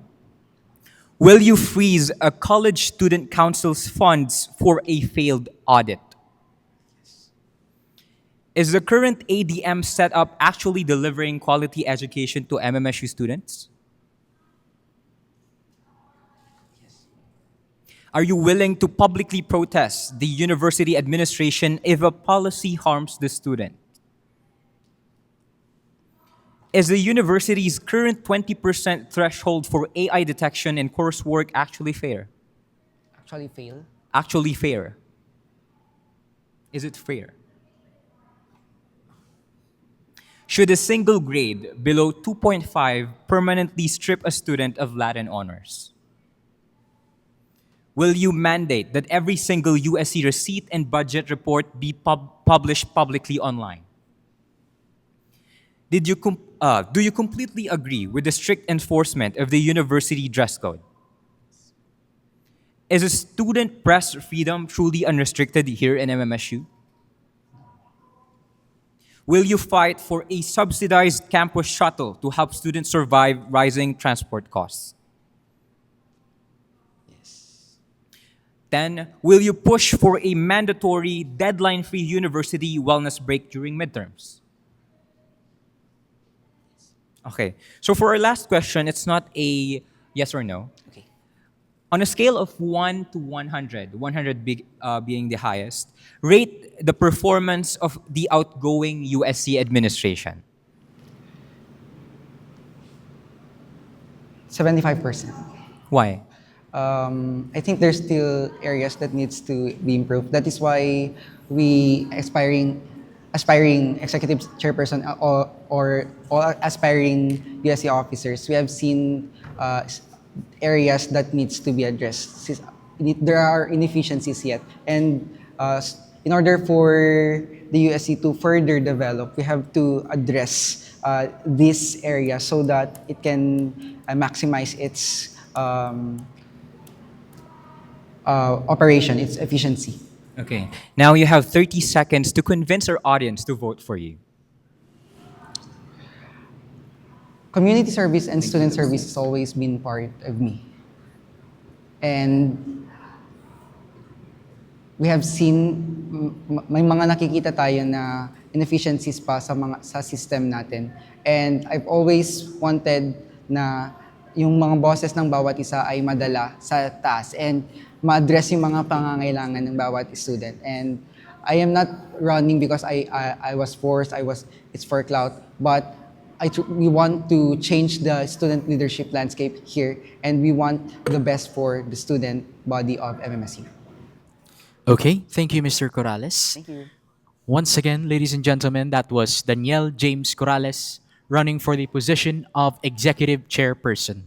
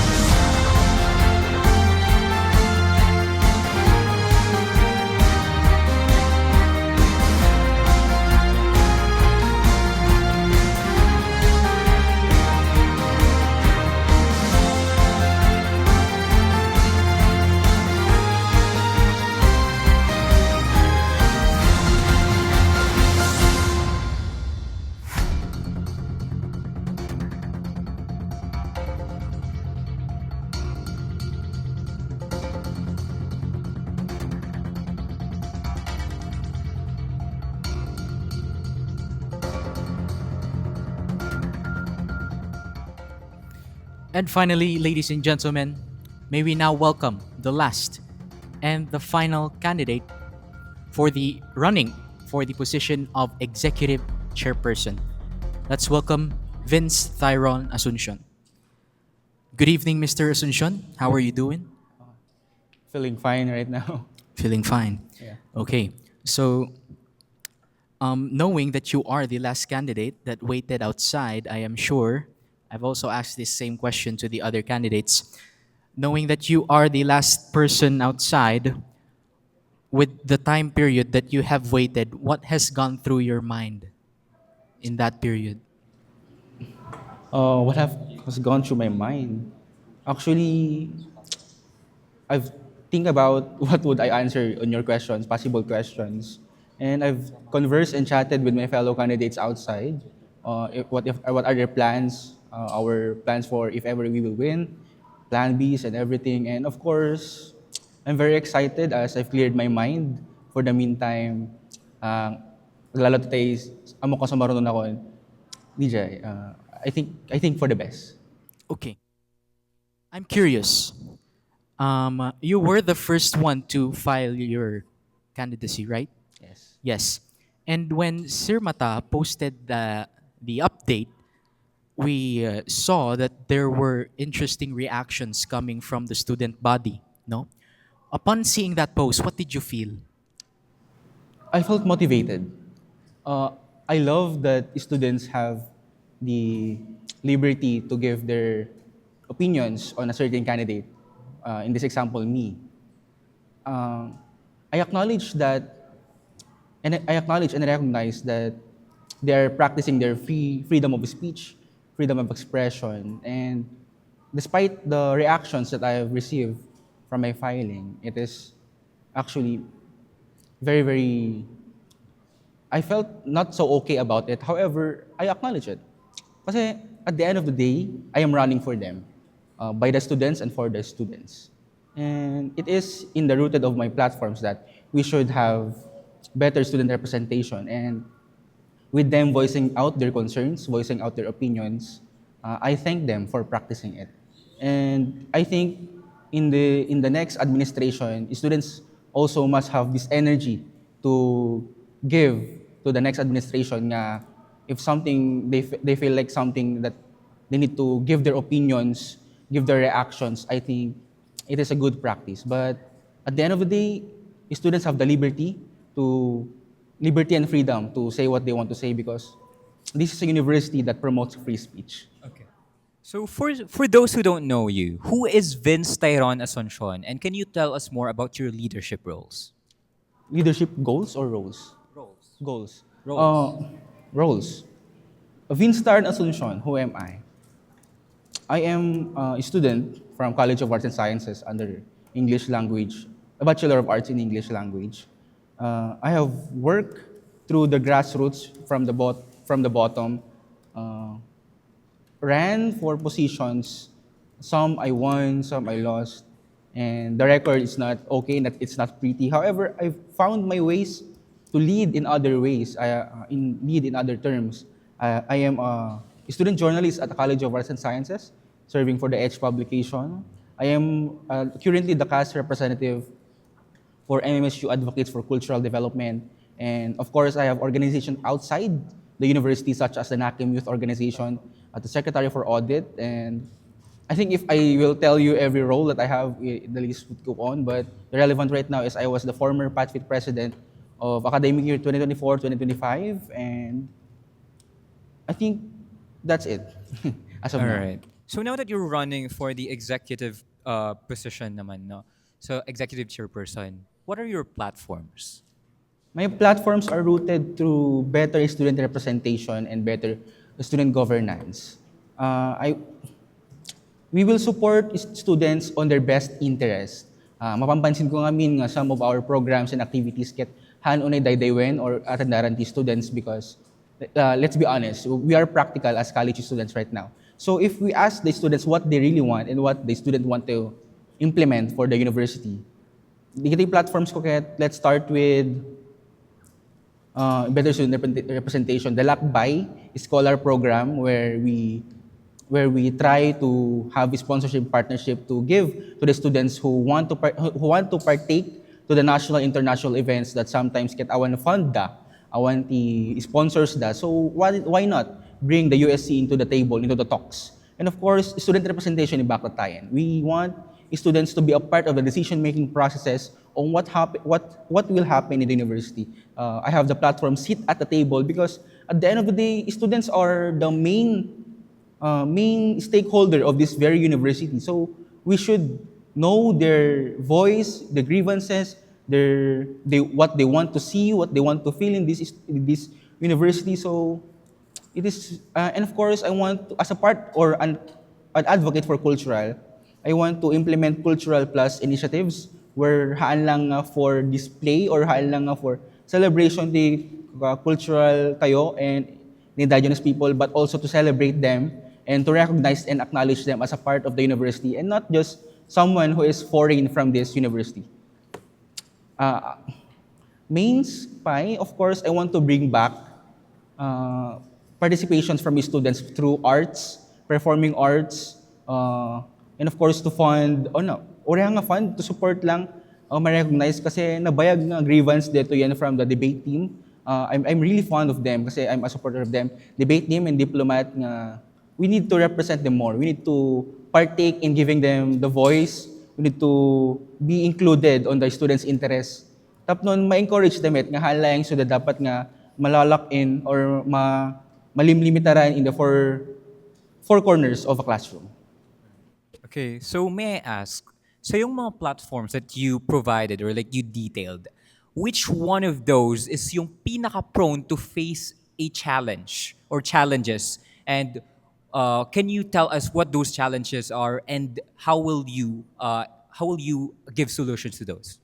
Siguro the part nga dapat surutin tayo amin ta kaya ti students. There are voices that wants this, there are voices that wants the other thing. So I think to mitigate this or to acknowledge this is to go heart-to-heart conversation with them.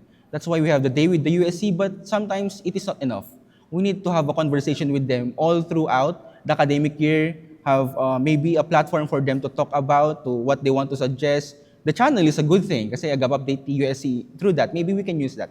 Implement digital platforms to be able to hear them. And we should not filter but cater them into a way nga they are heard, and they are acknowledged. Okay, so now let's proceed with a question from the student body. It has come to our attention through various accounts that you have previously sought multiple positions yet were unsuccessful in securing them. This raises a legitimate question. This raises a legitimate question. What has prompted your sudden decision to pursue the highest student office in the university at this time? Despite my not so pretty record of win-loss record in the elections, I think it's not the win-loss record that I'm after. It is the service that I want to give my fellow students and our constituents in the university. Kasi haan lang dapat ag-end iti service mo just because you lost. Just because you were defeated by an election. We can serve in different ways. And I think I've served my part in the communities that I've been part of for the meantime that I was not part of a council or an organization that big from my last vying position in the academic year 2025.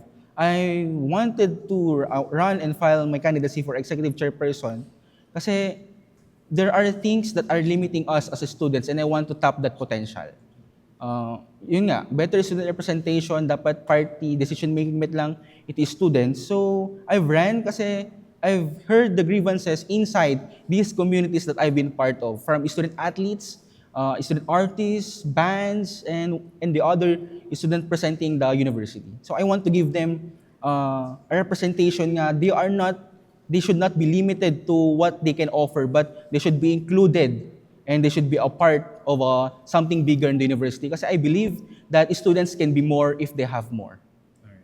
Okay, so this next question is also from the student body. Yes. So, Mr. Asuncion, you served as the president of Pathway Society last academic year, during which there was an incident involving PATFIT students fainting due to extreme heat conditions during the practices of the Pasok opening. Your organization played a key role in overseeing and handling these rehearsals.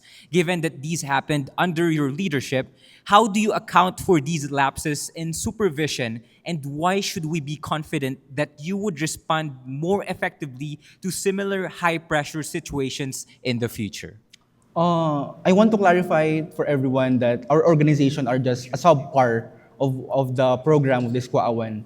Kasi we were just tasked to support the students on what is happening, and we did not foresee it that it could be that kagrabe. But I raised and helped, even though I was reactive at that time, I learned from it, and I've learned from the different leaders on what to do. And during after that time, I managed to collaborate with different student councils. Even the USC came to help. Kasi I've managed to create these networks and collaborations with them through conversation, professionally, educationally, and of course, heart-to-heart conversations with them. If we can do that in an organization, even though you may have failed to account of what happened, I've been accountable. Kasi, to be honest, there was some people that told me not to meddle with the issue of the students, but I felt like I was accountable still kasi I was the highest in position. So I give the students a response that they should be safe the next time that they will participate. So even though may we have a mishaps on the following days, at least I think we mitigated those issues and those conflicts by strengthening our connections and our networks throughout the practice and of course the event. So, Tyron, I want to ask, why shouldn't they vote for you? Shouldn't. That's a new thing for me. Thank you so much for that question, Robin. You shouldn't vote for me because if you see me as a mere mortal like you as a student, and if you see my weaknesses, you would be shocked how far I've gone through to drag my feet to the grounds that, to be honest, alis na lang mabannog when I'm pressured, but I still find ways. Tapnon masarakak dati energy nga usarek, tapno agida ulo ti may isang organization when in this case the University Council and the buong university.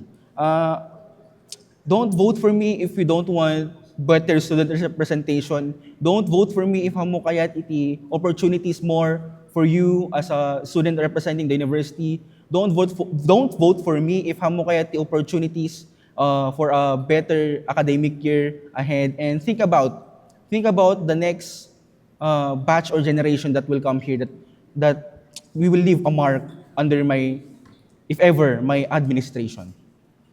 Okay.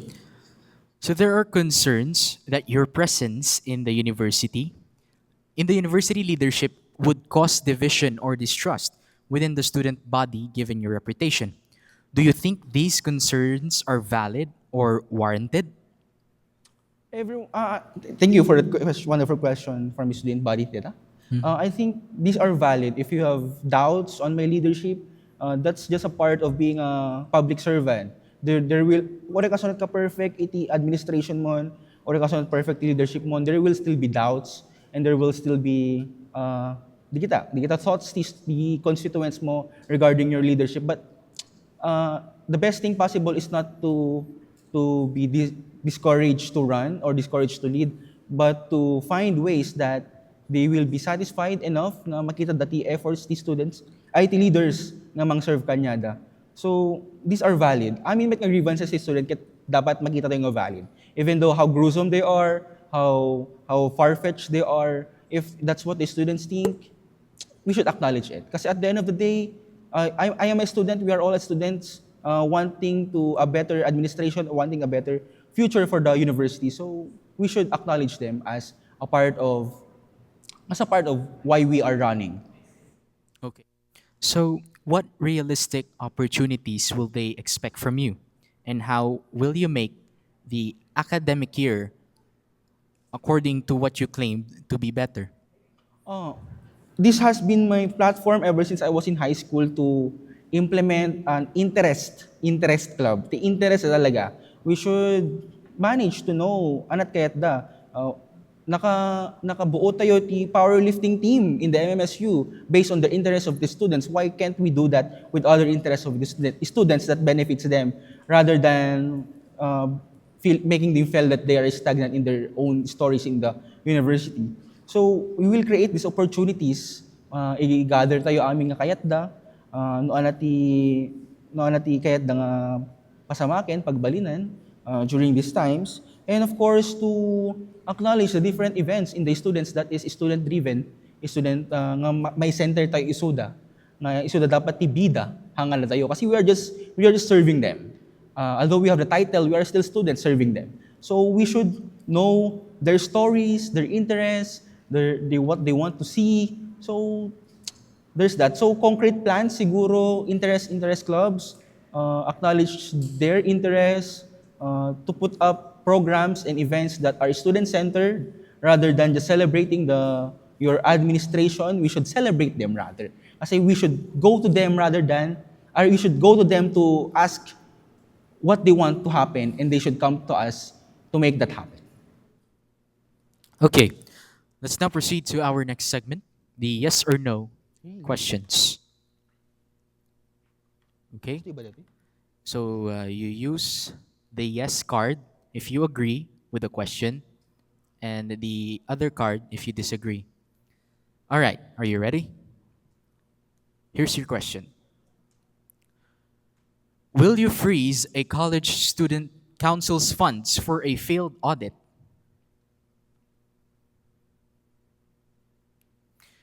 Is the current ADM setup actually delivering quality education to MMSU students? Are you willing to publicly protest the university administration if a policy harms the students? Is the university's current 20% threshold for AI detection in coursework actually fair?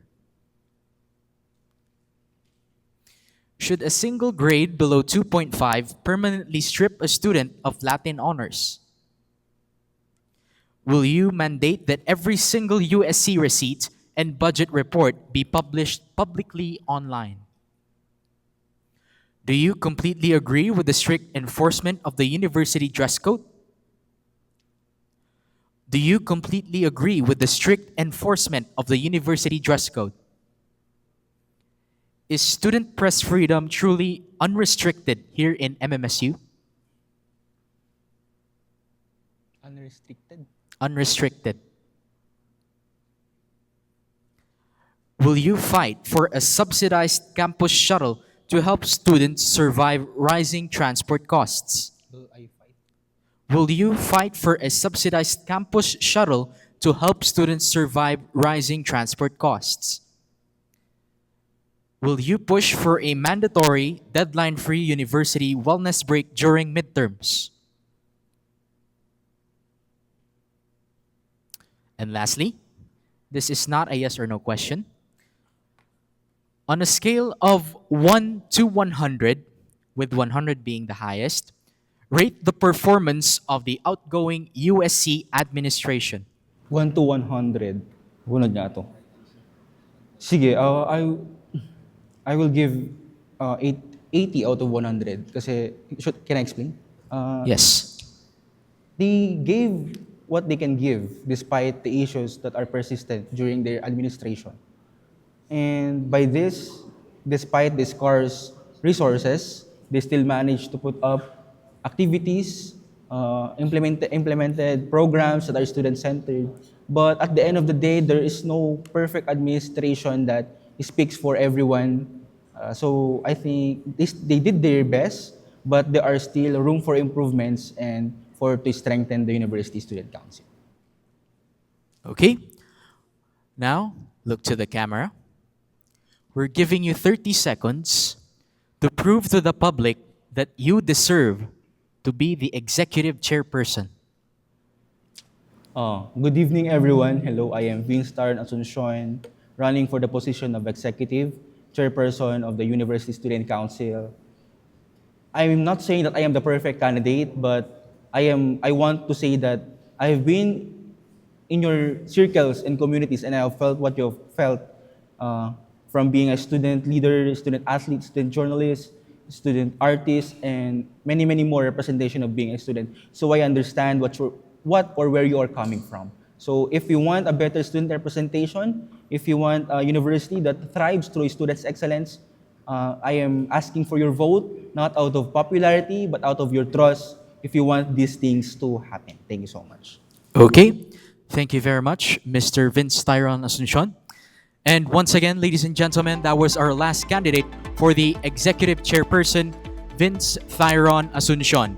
And you've heard their platforms, you've heard their plans. Now, the choice is yours. You also hold the power. You hold the vote. Who will you trust to lead the MMSU student body? Once again, I am Matthew Cabye. And I'm Robin Biabad. And this has been the USC Election Interview, brought to you by SIRMATA. Have a good night.